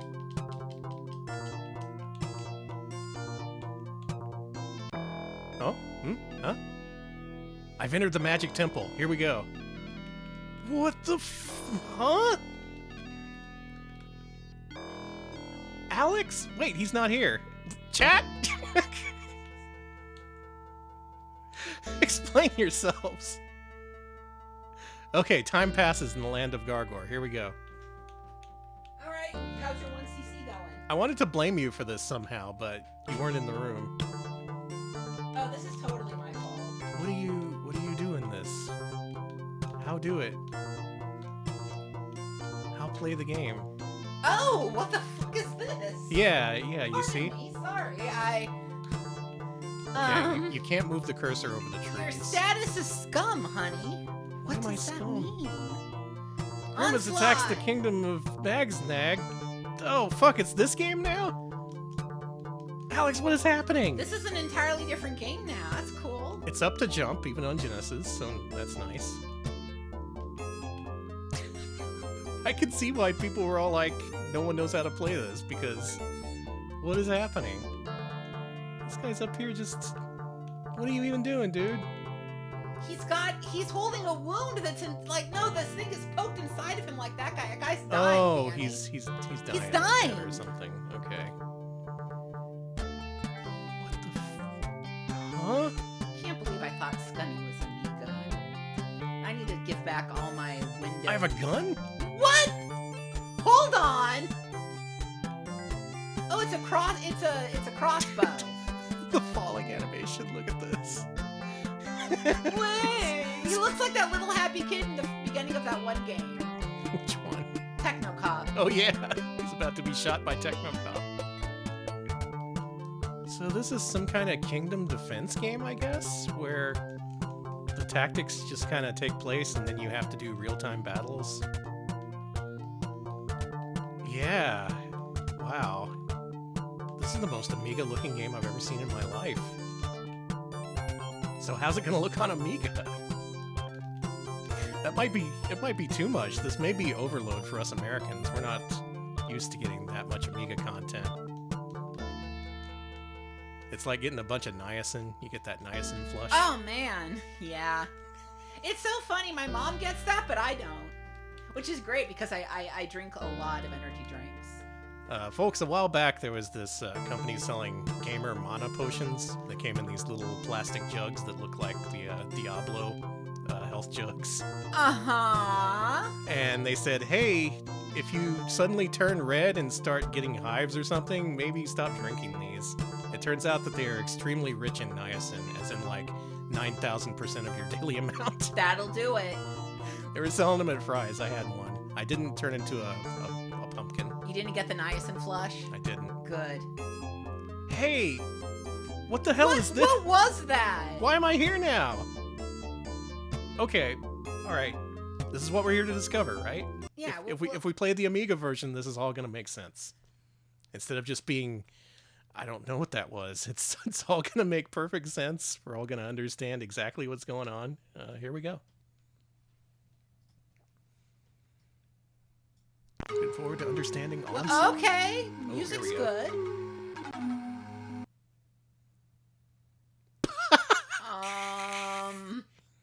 Oh no, man. You gotta turn that music on. All right. Okay.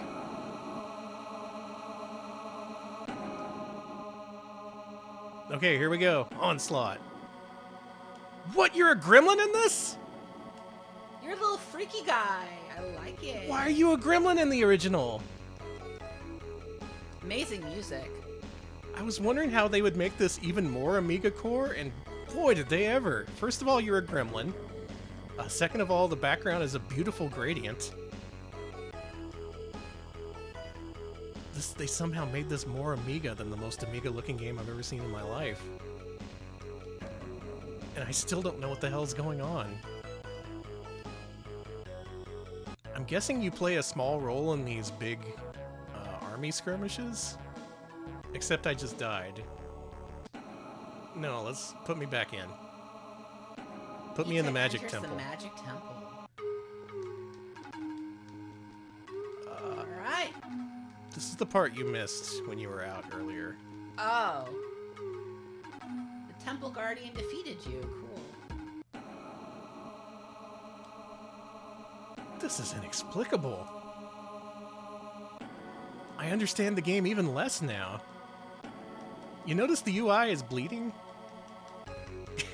Oh, it is! Here's a fun thing to put in your indie game. How about a UI that takes battle damage over the course of the game and becomes less usable? Like it'll start bleeding and shit. Okay, UI that become cracked and stuff would be kind of cool. The lighting effects are actually kind of impressive It here for is. Amiga, but visually, this is overload. I can't stand to focus on a single element on screen. Maybe that's just me as an American talking here. Maybe if you're British, you could look at this and be like, oh yeah, I can see what's going on here. This is an onslaught-like, you would say. No, I can't. I can't. This game is Danny repellent. Wait, never mind. The music got awesome. For a second. Danny, this is sick. What the fuck was that? This is inexplicable, but kind of sick. I kind of want to know what's going on here, but I feel like the truth will turn me to madness. Onslaught for Amiga and Genesis. I don't know, man. I just don't know. All right, it's time for the big one. Big release for 1991 on Sega Genesis, but the original Amiga version came out in 1989, and everyone, and I mean everyone, will tell you that the Amiga version is far, far superior to the Genesis one. But let's start off with the Genesis version of Shadow of the Beast.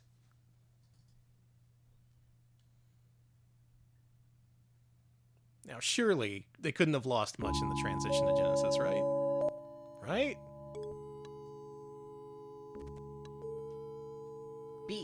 Beast. Oh, okay, Rob. You do it. Wow, Rob, you even got the 0 score.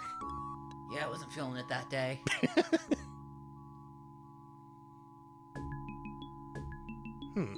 So kind of a limited intro. Music's okay.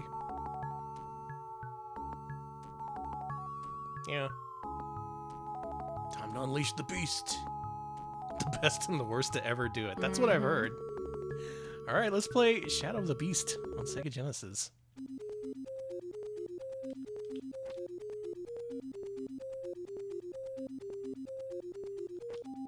Looks okay. Sure looks like an Amiga game. Many layers of parallax scrolling. And yeah, I know I'm going the wrong way.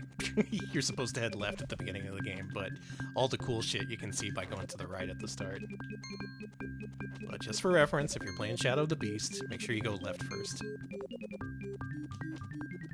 Music's a little blomby sounding, but serviceable. But the one thing many people have pointed out about this game is that apparently this Genesis version runs too fast. Something about converting it from PAL to NTSC made it play a little bit too fast, which is a problem considering that many of the stuff that attacks you in this game is way too fast to react to. We got any beast heads in chat? Yeah. What's your favorite beast? I do like the Shadow. I want to like this more, but I am not good at Shadow of the Beast. I'm not either. It is really cool looking, and I do admire it for what it did, especially when it was first released. Oh yeah, the PS4 remake of the Shadow of the Beast. Yeah. They made Did you ever play that? No. Yeah, it doesn't seem like you would. Shadow of the Beast. Other things to know, really easy to soft lock yourself in this game. You also only get 1 life and 12 hit points, so once you die, that's it. You gotta start all over. There's eyeballs everywhere. Man, eyeball field. That's pretty cool. I haven't listened to the original music much, but I can tell you already this is a downgrade. It just kind of sounds dinky. Is that a word you can describe it? It's definitely dinky. Little dinky, little blomby. Whoa, big dude! Come back! I love you! What's the Zeppelin back there? Do you ever get to ride that? Oh, I'll never find out. Yeah, it's trippy and bizarre. Like, that was the main design focus, and I could really appreciate it for that. Maybe not so much on Genesis, though. Let's see what that original Amiga version looks like. Let's answer this question of whether Amiga has the better version of Shadow of the Beast. Not really a question if you know anything about computer games, but humor me, okay? I'm American.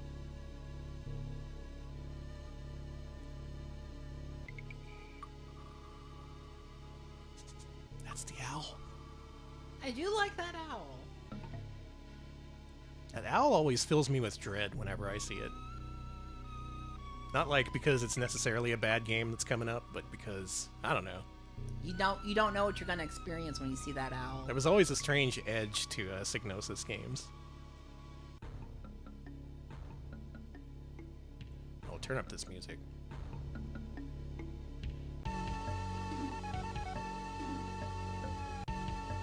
Alright, this looks sick. Music's definitely an upgrade. I think the Genesis could have done better, honestly.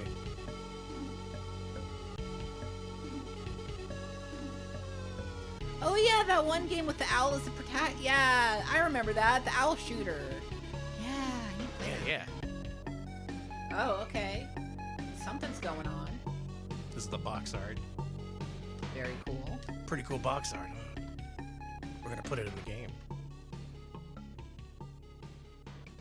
Oh, that's actual Roger Dean art? Cool. Roger Dean did a lot of art for Psygnosis. Mm-hmm. He designed their logo. That owl came from him. That makes sense.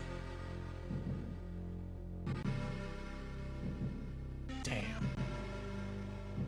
Alright, we have a winner. I haven't even started playing yet.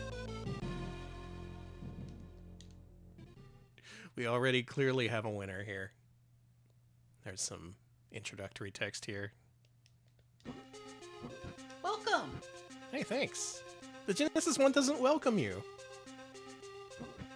Again, gonna head to the right here. And I could tell it's a little bit slower than the Genesis one, which is very handy, because these enemies just fly at your head. Punch is really satisfying in this. Can you just like... Yeah, you can hold your hand out. Cool. Oh, but enemies can't run into it. Someone you could like fist bump them. Yeah, let's promote understanding here in the Beast world. Yeah, I'm sure this will come to no surprise if you're an Amiga fan, but this is the place to play Shadow of the Beast and not Sega Genesis or Mega Drive. For all I know, the Mega Drive version is even more fucked up. Just the color choice, the color depth, it's much moodier. It gives a lot, a better impression of this alien world you're in. This isn't the kind of game where you can really skimp on presentation, because that's so much part of the experience. And when you do, you end up with the Genesis port. Did you know in Beast 3 you're not actually a beast, you're a dude? Why? I don't know, but apparently that's the best one. That's sad. The best one should be the one where you're a cool beast. Yeah, exactly. I just want to ride that Zeppelin. It's cool that this beast world has Zeppelin technology somehow. Yeah. Where do you think they're getting all that helium from? They extract it from beasts. Beasts naturally have the helium speaking voice. Oh no. I am the beast! I have a helium voice! Oh, you slowly turn more human during the series of Shadow of the Beast? That Oh yeah, sucks. you're like a half human in Beast 2. Don't like that. So pretty simple and straightforward game that's extremely difficult and hard to get into no matter what the platform. But man, the Amiga version does such a better job of selling it. Oh, and now we're just a beast skeleton. Remnants of the great and horrible beast we once were. Aw, look at our little teeth. That's so sad. How come our eye is still never mind? It's fine. Hey, part of the beast always survives. Ready to give it another go and die instantly. So that's 91 in terms of Amiga to Genesis releases. At this point, we're starting to see, like I said before, development at the same time. Games mostly looking the same between Genesis and Amiga, but there are a few games that came out for Genesis in 92 that were developed earlier, possibly before even the Mega Drive was considered as a port possibility. So let's play some of those. Okay. First up, let us play a Sega Genesis game by the name of CyberCop. Good name.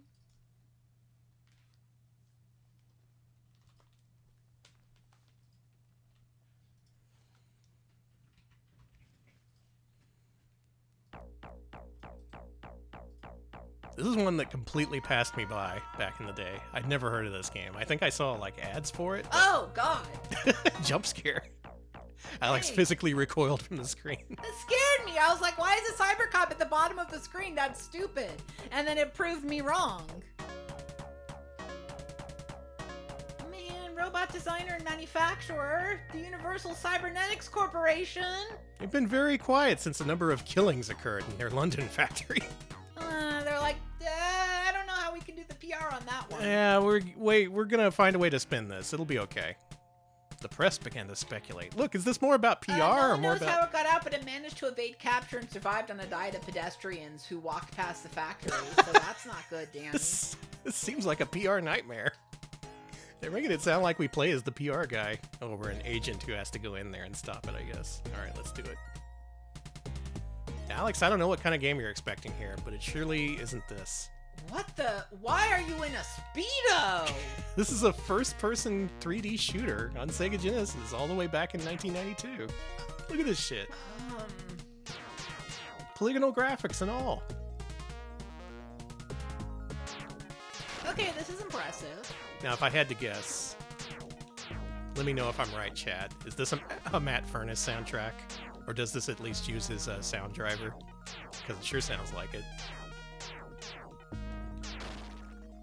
Also, did y'all know that this existed on Genesis back in '92? It is confirmed to be Furnace. Yeah. Yep, it's got that Furnace style to it, that quality. Why are you so nude? Now, those screens are up there to tell you what the stats are on various parts of your body, but also, I guess as a robot, you don't have to wear clothes. Oh, you can even jump in this. Jeez. This shit's awesome. You go around punching robots to death in the butt.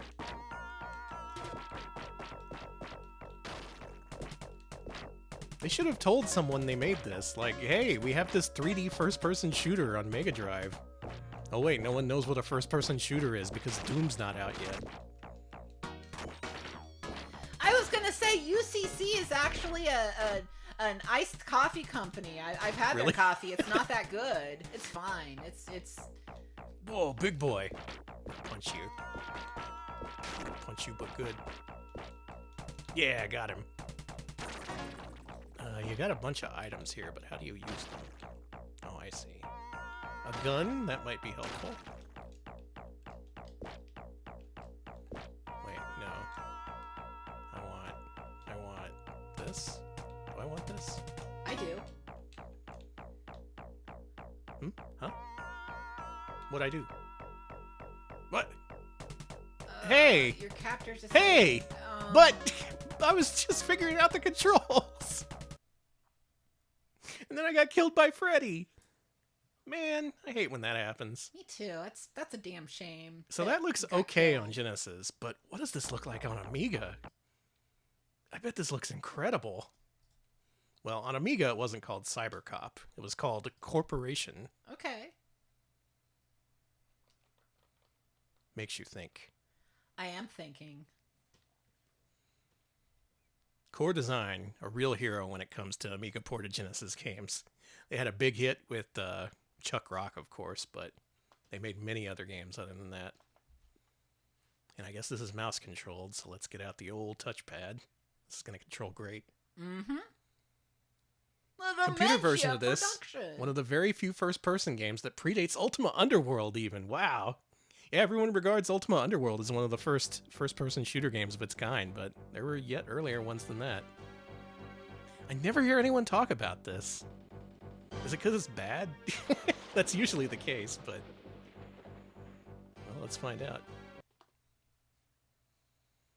I kind of like this. Whoa. Whoa. Yeah, that's me. You're Donna. I'll take gun one. I'll take your power pack and your disruptor and your grenade and your stun bomb and your lockpick and your jetpack and your computer and your gas mask and your face mask and your visor and your drink and your refill. Jesus. We're pretty well armed at the very least. All right, how do you play this video game? All right, so the pad doesn't do anything. This wouldn't be WASD, would it? Like, they didn't have that shit figured out. It's chat saying the thing at the bottom. No. No. Oh, baby. Oh, that's no baby. good. It's got fairy tale adventure controls. No. Let's go. No.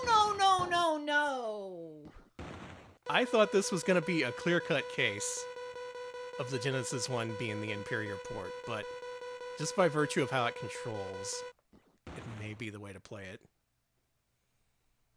Oh man, how do you even turn? Ah! Help! I'm stuck looking at walls. Here we go. Got his ass.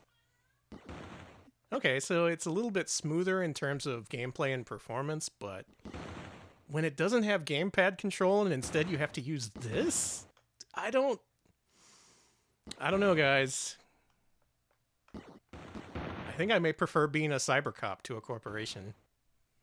Wait. Dude, no, it's worse.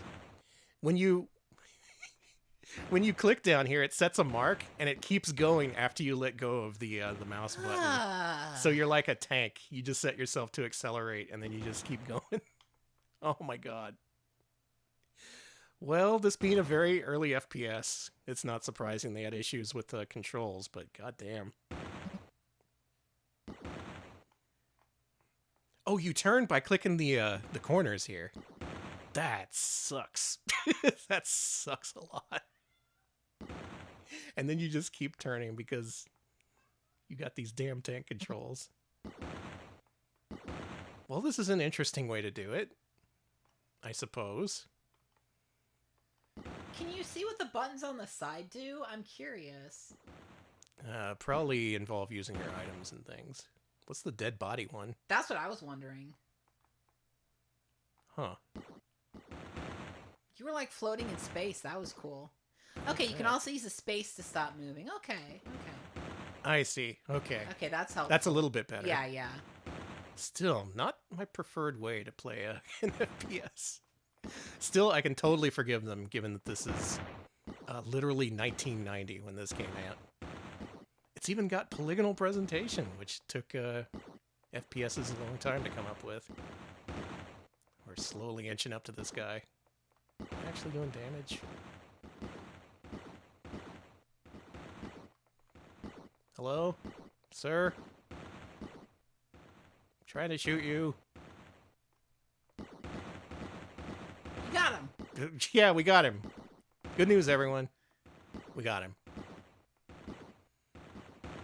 Well, in terms of technology and being way ahead of the curve, this game's amazing.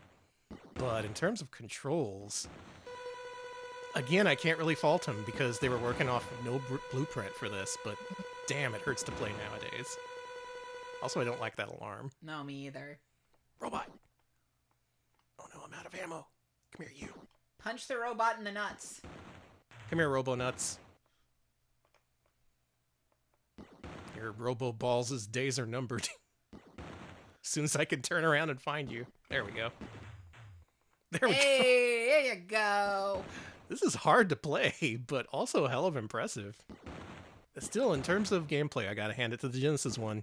You can't beat a D-pad when the other option is this. Good lord. A game really pushing up against its own ambition.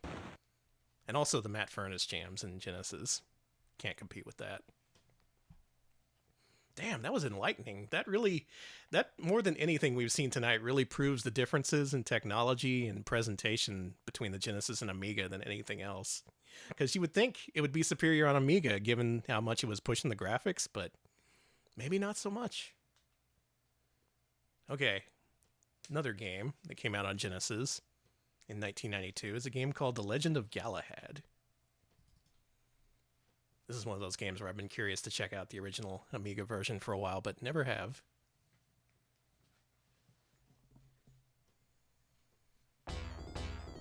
Freescape was 87? Oh my god. That's crazy.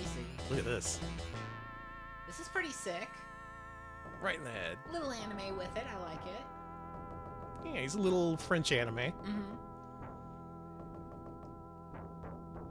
Damn, that's a cool title screen. That is very cool. You may hear a cat meowing sadly at the door, asking to be let in. Buttons, it's okay. We're fine, Buttons. We're yelling at games, not each other. No, we...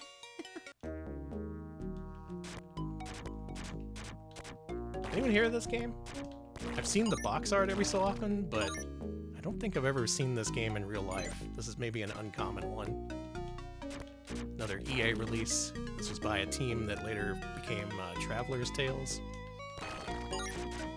And they basically reused this entire game engine as the basis for their Bram Stoker's Dracula game that came out a year after this. So that's why it looks a little bit like that.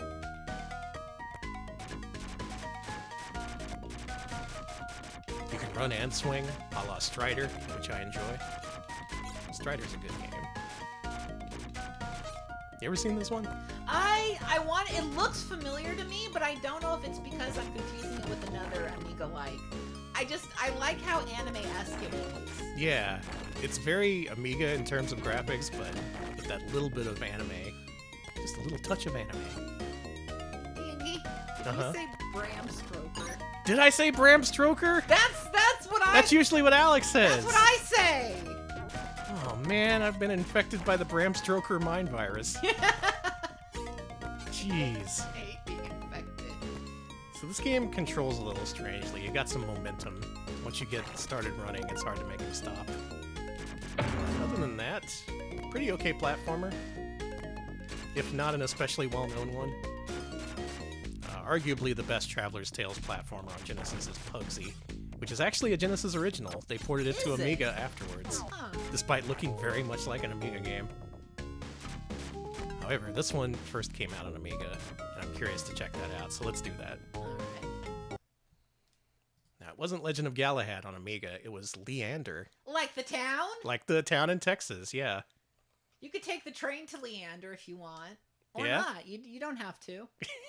All right, everyone, let's take the train to Leander. I took the train to Leander once. What's the most Amiga game on Genesis that didn't appear on Amiga? I don't know. A lot of games look like Amiga to me on Scunny. Genesis. Scunny is neither, Alex! My God! Swear to God. Look at this logo. Yeah? Normie's Beach Baby. That's a good That's answer. a good one. That's much a great better. answer. Rolo to the Rescue is another amazing answer. Holy Oh, shit. that's good. That is so Amiga core it hurts, but it's not an Amiga game. Yeah, I'm getting gesterified over here. I like freaking you out with my Scunny. I could get a Scunny tattoo. Ooh, they got this intro too. But it's a different dude he stabs. Still looking a little anime though. Yeah. I think this may be a case where maybe this got lost in the shuffle on Genesis, given that there's so many similar games. But maybe it stood out a little bit more on Amiga.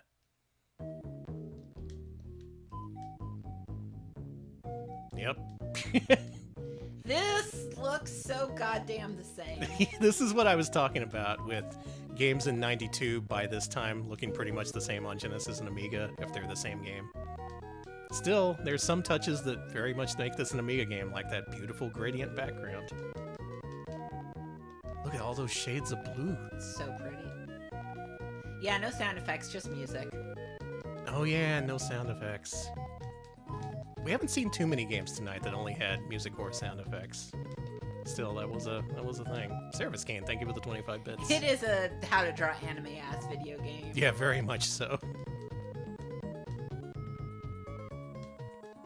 So man, I guess this gets pretty much the same experience on both platforms, unless one of them is really bad in some way that I'm not aware of. Any Leander fans want to point that out? If this game is secretly horrible or something? I guess you wouldn't be a fan in that case. Any Leander haters want to point out the things that are bad? Sonic the Hedgehog is the most Amiga game on Genesis that didn't appear on the Amiga. Thank you, Duke. Wow. Wow. You're kind of right, though. Yeah. It's got that. Robotnik's got the Amiga ball. It's been there the whole time. Oh my god, you're right. Yeah. The boss of level 1, that's the Amiga ball. Holy shit. What does it mean? You know, for an Amiga platformer, this one's pretty good. I was gonna say, this looks very acceptable. Yeah, which is why they brought it to Genesis, I suppose. Not bad, Leander. Well, Leander, Galahad, whatever you want to call it, it's okay. My review is play Pugsy instead. Yeah, definitely play Pugsy. Sorry, Pugsy is just an incredible video game. Alright, let's move on. We're almost at the end here. Again, this isn't a comprehensive look at every single port. If you look up Amiga to Genesis ports on Google, you'll find a Reddit post where some guy listed every single one of them. There's something like 130 of them, and I highly recommend checking that out. He also lists the games for Genesis that were developed on Amiga, which is pretty helpful. Very helpful for putting together the stream, in other words. So thank you, that guy. Oh man, if I got a game for you next. Okay. Check this shit out. Alex, start up Risky Woods. This game is so funny. This is one of the funniest video games ever made. But if you play it, you're probably not going to find it as funny as I do. I hate Risky Woods. See? See? So this is made by Zeus, people who would later make the arcade game Biomechanical Toy, which is much better known than this. And I believe a lot of the people later went on to form the company Guile.co. Really? Yeah, so this is Spanish devved. Listen to this music. Someone pointed out the bass line sounds like Sweet Dreams are made of these. Oh yeah! And I can't unhear it now. Thanks for forever ruining Risky Woods for me. This excellent video game. Now, this is one of those Genesis games that also got a Japanese release, I think by Sega themselves. Over there it was called Joshin Droxos, which is a cool name, but not a very well-regarded game. Oh cool, a power-up. What? Huh? Did you die? It's a funny game. It's a funny game, this Risky Woods. Let me see if I can show off all the funny stuff in this game. It's all about perspective, like I've been saying since the start of the stream. If you're looking for a playable and fair and fun video game, this is not the game for you. A lot of goofy shit in this. Gotta get my points. I'm not gonna grab that. What about the skull? Oh, the skull gives you life. Cool. Well, surely I can grab... Nope, never mind. So the skull doesn't kill you, but the thing that looks innocuous does. Yeah. Mm-hmm. Now you're starting to get it. Ooh. Oh, surprise boulder.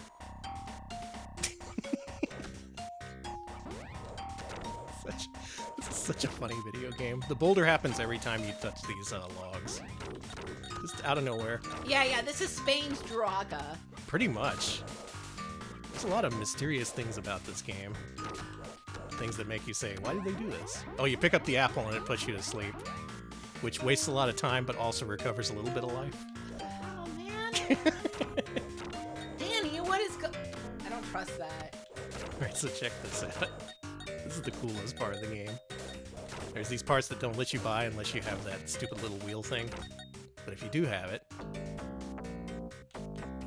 it makes you play Simon. Then it gives you some weapon power-ups. Alright, this one I'm pretty sure won't kill you. And that one won't kill you. And that one won't kill you. Will this kill you? Yeah, it kills you. No, it puts you to sleep. Wasted a lot of time. Yeah, and notice the... Ooh, teeth pillars. Don't like it. the life meter, like, overflowed and gave you an extra life when that happened. Very, very bizarre.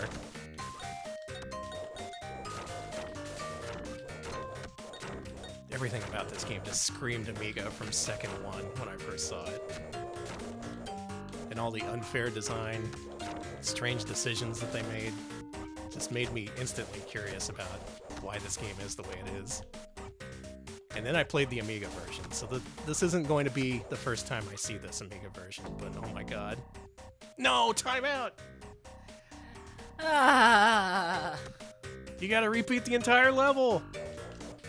Danny. Risky Woods! Bullshit. So that's bullshit, right? Let's play the Amiga version. Surely this Amiga version will make it make more sense, right?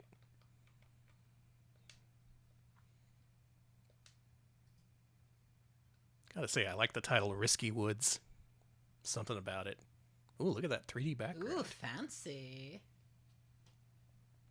only play a game like that with a timer cheat. Yeah, it doesn't give you much time to begin with, and every item secretly siphons away the little time you have. It's really cool.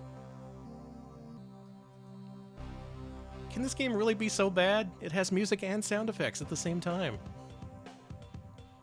Makes it sound like it's going to show you pictures of naked ladies. It does sound like yeah. that. Sounds like one of those porno arcade games. You? Oh, the game's talking shit. You think I have the lowest high score? I'll freaking show you. I love this charming music here. Do, do, do, do. Now check this game out. First of all, your dude is completely different. Looking a little more Goku-like, if anything. He is.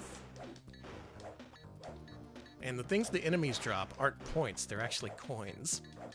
Because this game has a currency system that was deleted from the Genesis version. Oh, okay. What is your jump? The jump is really fucked up in this. Okay, don't collect that. Collect that. Will this put me to sleep? Yeah, but it gives you a lot more time in this version, so it's fine. This game's all about managing your various resources. There are items that let you sacrifice time for life and vice versa, but they're not really pointed out just in what they are. These guys sound like the guys from Biomechanical Toy when you hit them. For all you Biomechanical Toy heads out there. There's none of you. That's okay. I mean, there's got to be biomechanical toy freaks out there. Okay, I know not to get this. That item sends you back to an earlier point in the level and takes away your life and takes away your time. It's really cool. And you have to deal with these boulders in a different way in the Amiga game. On Genesis, you could just jump off the bridge, but it doesn't work like that here. You gotta, like, bait it out. Fucker.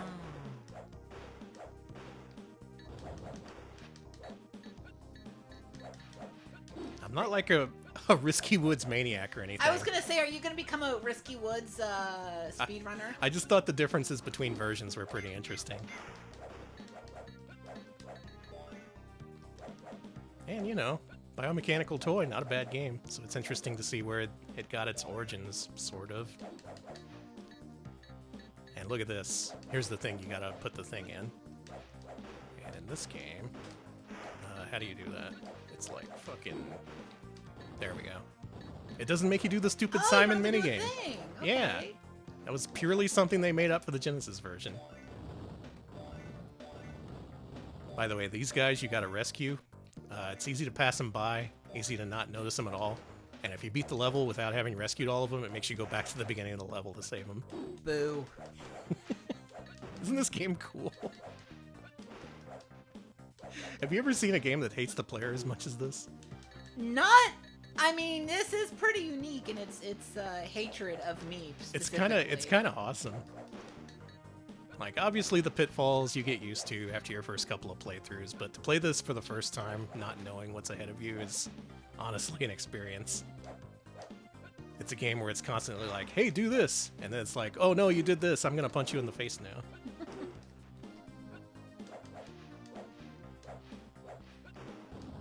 Okay, it's hold the button and push up to engage those things for future reference.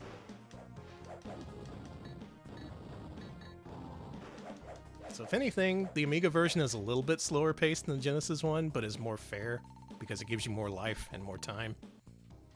And check this out. You can collect coins to get items at the end of each level. He's so buff. In the Genesis one, it just randomly pops out weapons whenever the game feels like it. There's no shop element or or economy or anything. They just completely got rid of it. I like the Risky Woods shop music a lot. It's pretty neat. Yeah, he's roided out. Look at this guy. That is... he is. So this is an example of a game that's fucked up, no matter which platform you play it on.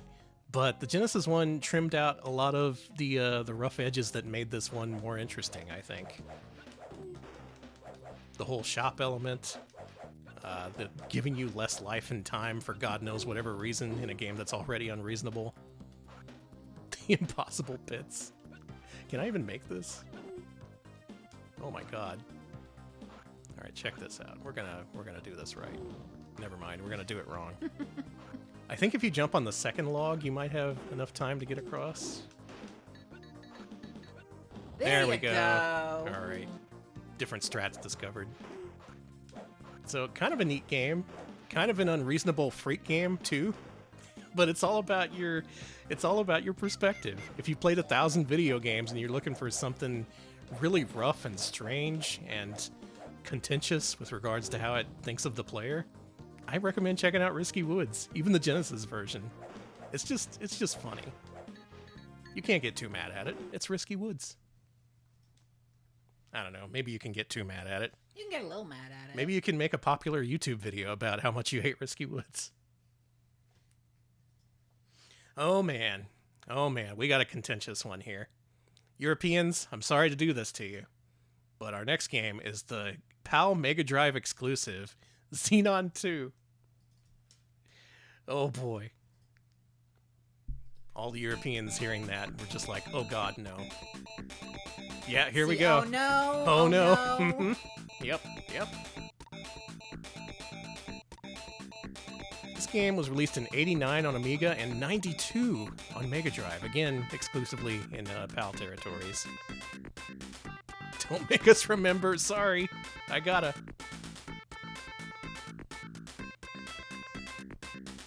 Now, what would a shooter on the Mega Drive / Genesis look like in '92?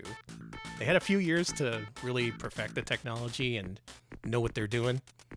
So for a game to come out in '92 and look like this, with the music defaulting to off,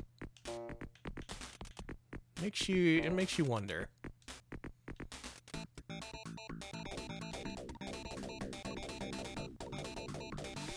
Look This at is so this. weird. It's got a bunch of junk data. Like it's the crop is so different on this one. Oh, really? Yeah, look, it overwrites the screen. Oh, maybe because it's a PAL game. I think so. Yeah. Okay. That's funny. Still, imagine what you were playing in 1992 on Sega Genesis. Did it look this slow? Did any shooter you played scroll this slowly? Oh, Danny, this isn't that good. This is like being on Shmup Vacation. It's like to take it low and slow. It's going through those space caverns at 2 miles per hour. What am I shooting? I don't know. Something. Also a big fan of the fact that the game has 2 colors, brown and gray. I do like that. So it's kind of modern in that respect. I also appreciate the fact that this is inferior to Battle Squadron in every possible way. And that was like a near launch game. It's got momentum on the ship, so when you stop moving, it keeps drifting a little bit. Cool stuff. Did the screen stop scrolling because I was stuck on something? Hang on, let me try that again. That's kind of sick. Cool. So if the game's going too fast for you, you can just get your ship stuck in something. This game is kind of like a running joke among Mega Drive fans. They're all like, yeah, you got plenty of great shooters to pick from, just don't play Xenon 2. I know y'all would have loved to have a great shooter to call your own as a PAL exclusive, but man, this one sure ain't it. Sorry, Europe. Sorry, Europe, for everything. I've tried to promote understanding between our 2 territories with tonight's stream, but I don't think I'm ever going to like Xenon 2 for Genesis. But maybe I'll like it on Amiga, Yeah, maybe. right? Mm-hmm. Let's try it out. Now, this one I haven't tested out, so for all I know, this may be actually mind-blowing. Xenon 2 Megablast. It's made for Atari ST. Okay, so hardware somewhat similar to the Amiga. Amiga version should at least be of similar caliber.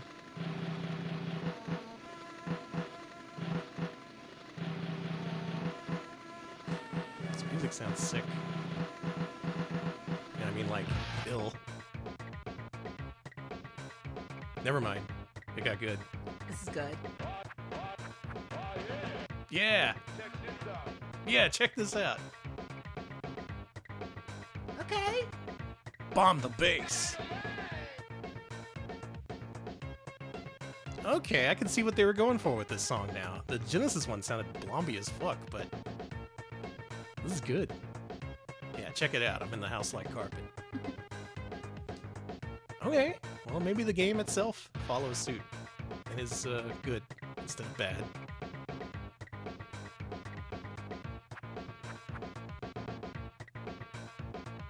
Kind of a slow beat, but it really packs a punch with these samples. All right, let's see what the game's like. Music defaults to on in this. What's wrong with this world when the music defaults to on in an Amiga game, but off in the Genesis version? What happened? They get it backwards? The song's like 9 minutes long? That's awesome.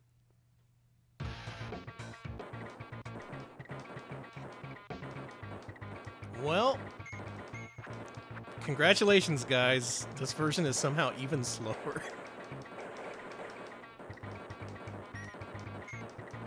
But again, going back to perspective, you didn't see many games of this caliber, of this genre for Amiga.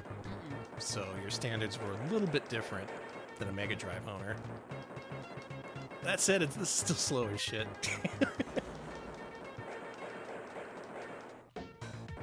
And I see why they wanted you to cut out the music, because so many channels get cut off whenever you fire a single bullet.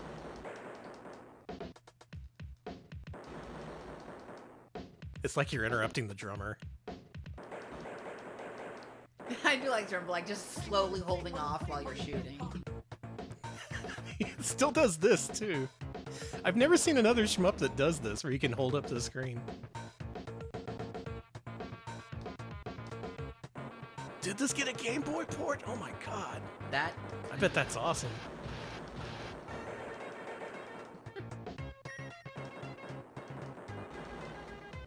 It's also still very much monochromatic, like the Genesis one is. Well, two-color. Bichromatic? Is that a word? It is now. Somehow it seems to have more color than the Genesis one still. But I don't know. I'm not a fan. I was hoping this version would be a revelation, like, oh, this is what they were going for. I see. The Mega Drive one is just a really botched job.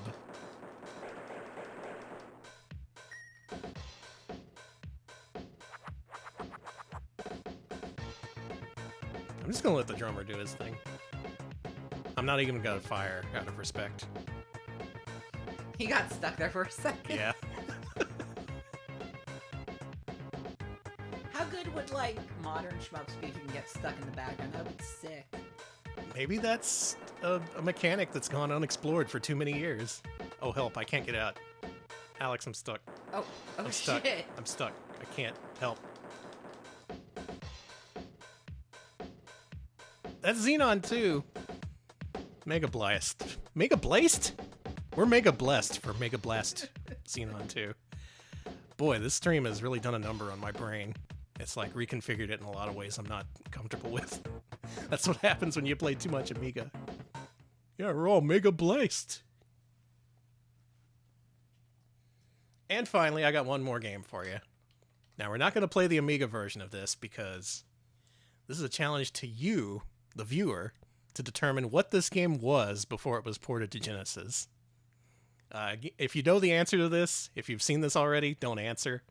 But maybe it'll be pretty obvious when you see it in action.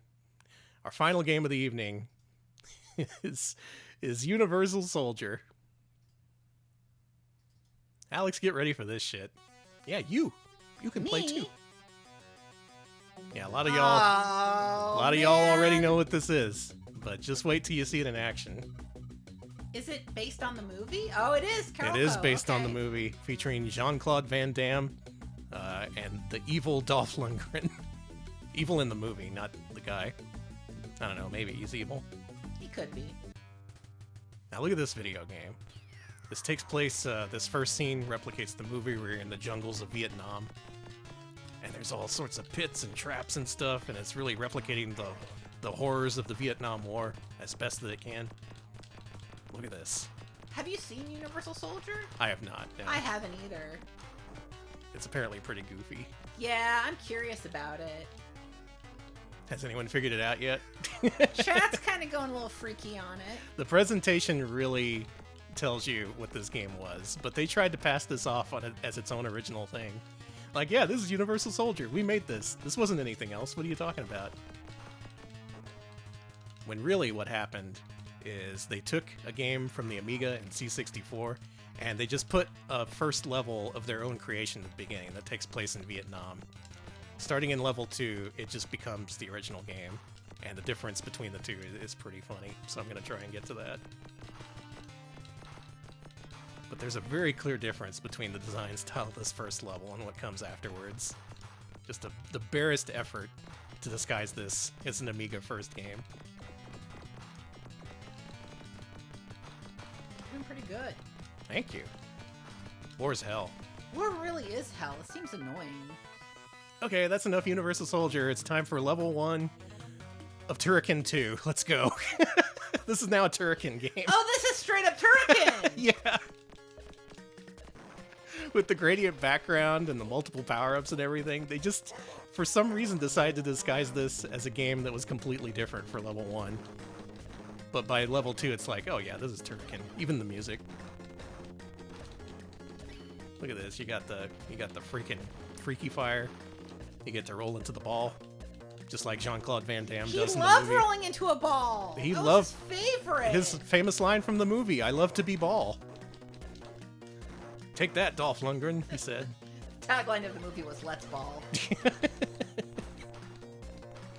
So this, more than anything, just really makes me laugh because I don't know why they felt the need to Universal Soldierize this by making it exclusive first level, and then being like, no, fuck this. This is Turrican.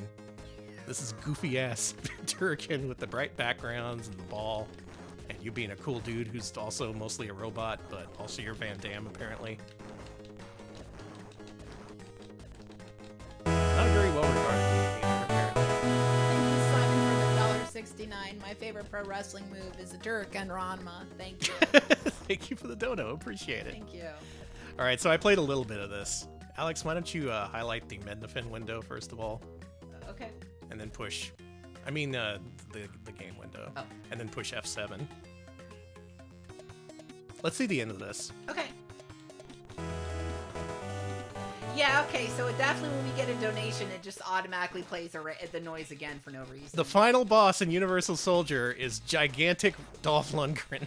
He's huge! That's the other big difference between this game and Turrican 2. The biggest damn Dolph Lundgren I ever seen.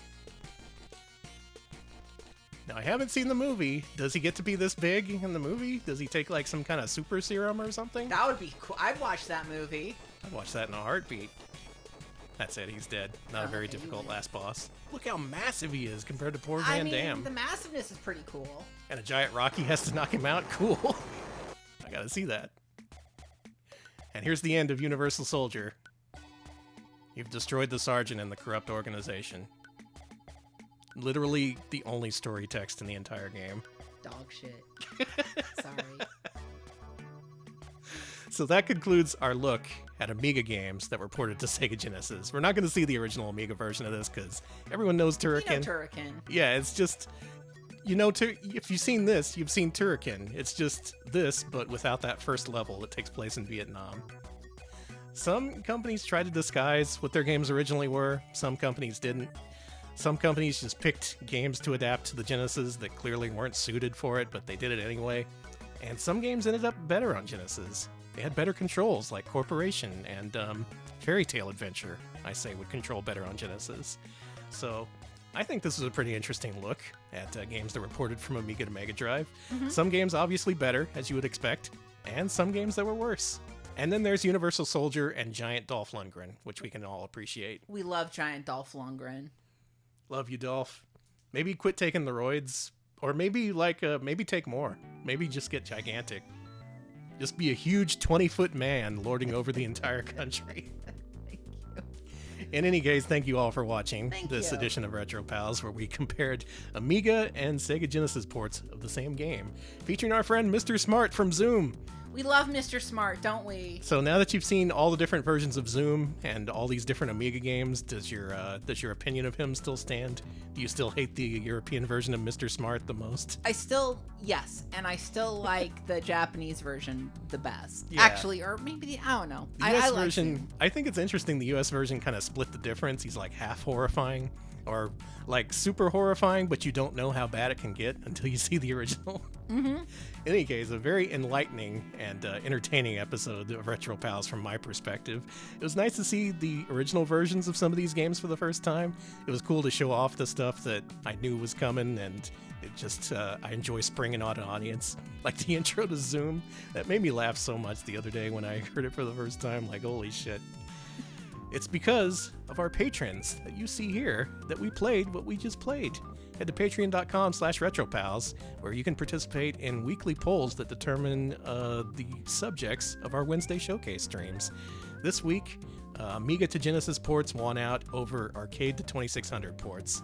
If 2600 won, this would have been a very different stream, so it's thanks to our patrons that you saw what you just saw.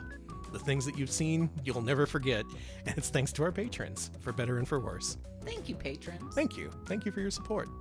Alex is here to give us a wrap-up while I look for a raid target. Take it away, Alex. We are also on YouTube, youtube.com/retropals. We post full-length highlights of our streams there. Our latest highlight is a very, very long one. It is part 1 of Patron Request Gauntlet 9. So if you want to see over 9 hours of us playing our patron sick and twisted picks, definitely check it out. We are also have a Discord. We drop that link in the chat. You can join us there to chat about games, make requests, post your pets, all kinds of good stuff.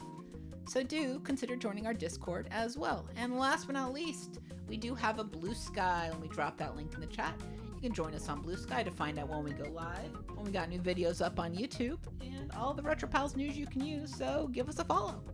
Yeah, consider it, won't you? Consider it. Thank you, Alex. You're welcome. We're rating Rachel Retro, who is playing Shatterhand for the NES. Oh, nice. This is an excellent game we covered a while back as part of our Natsume showcase. This is a game about a dude who goes around punching stuff. That's it. Mm-hmm. That's his big claim to fame. He has a hard hand, and he shatters things with it. Also, he has cool robot friends. And Rachel's cool, too. Go give her a follow if you're not following already. Very highly recommended retro variety streamer with the Retro Pals seal of approval. We're done. That's it. Thank you all for joining us. We'll see you later. Thanks for watching. See ya, folks.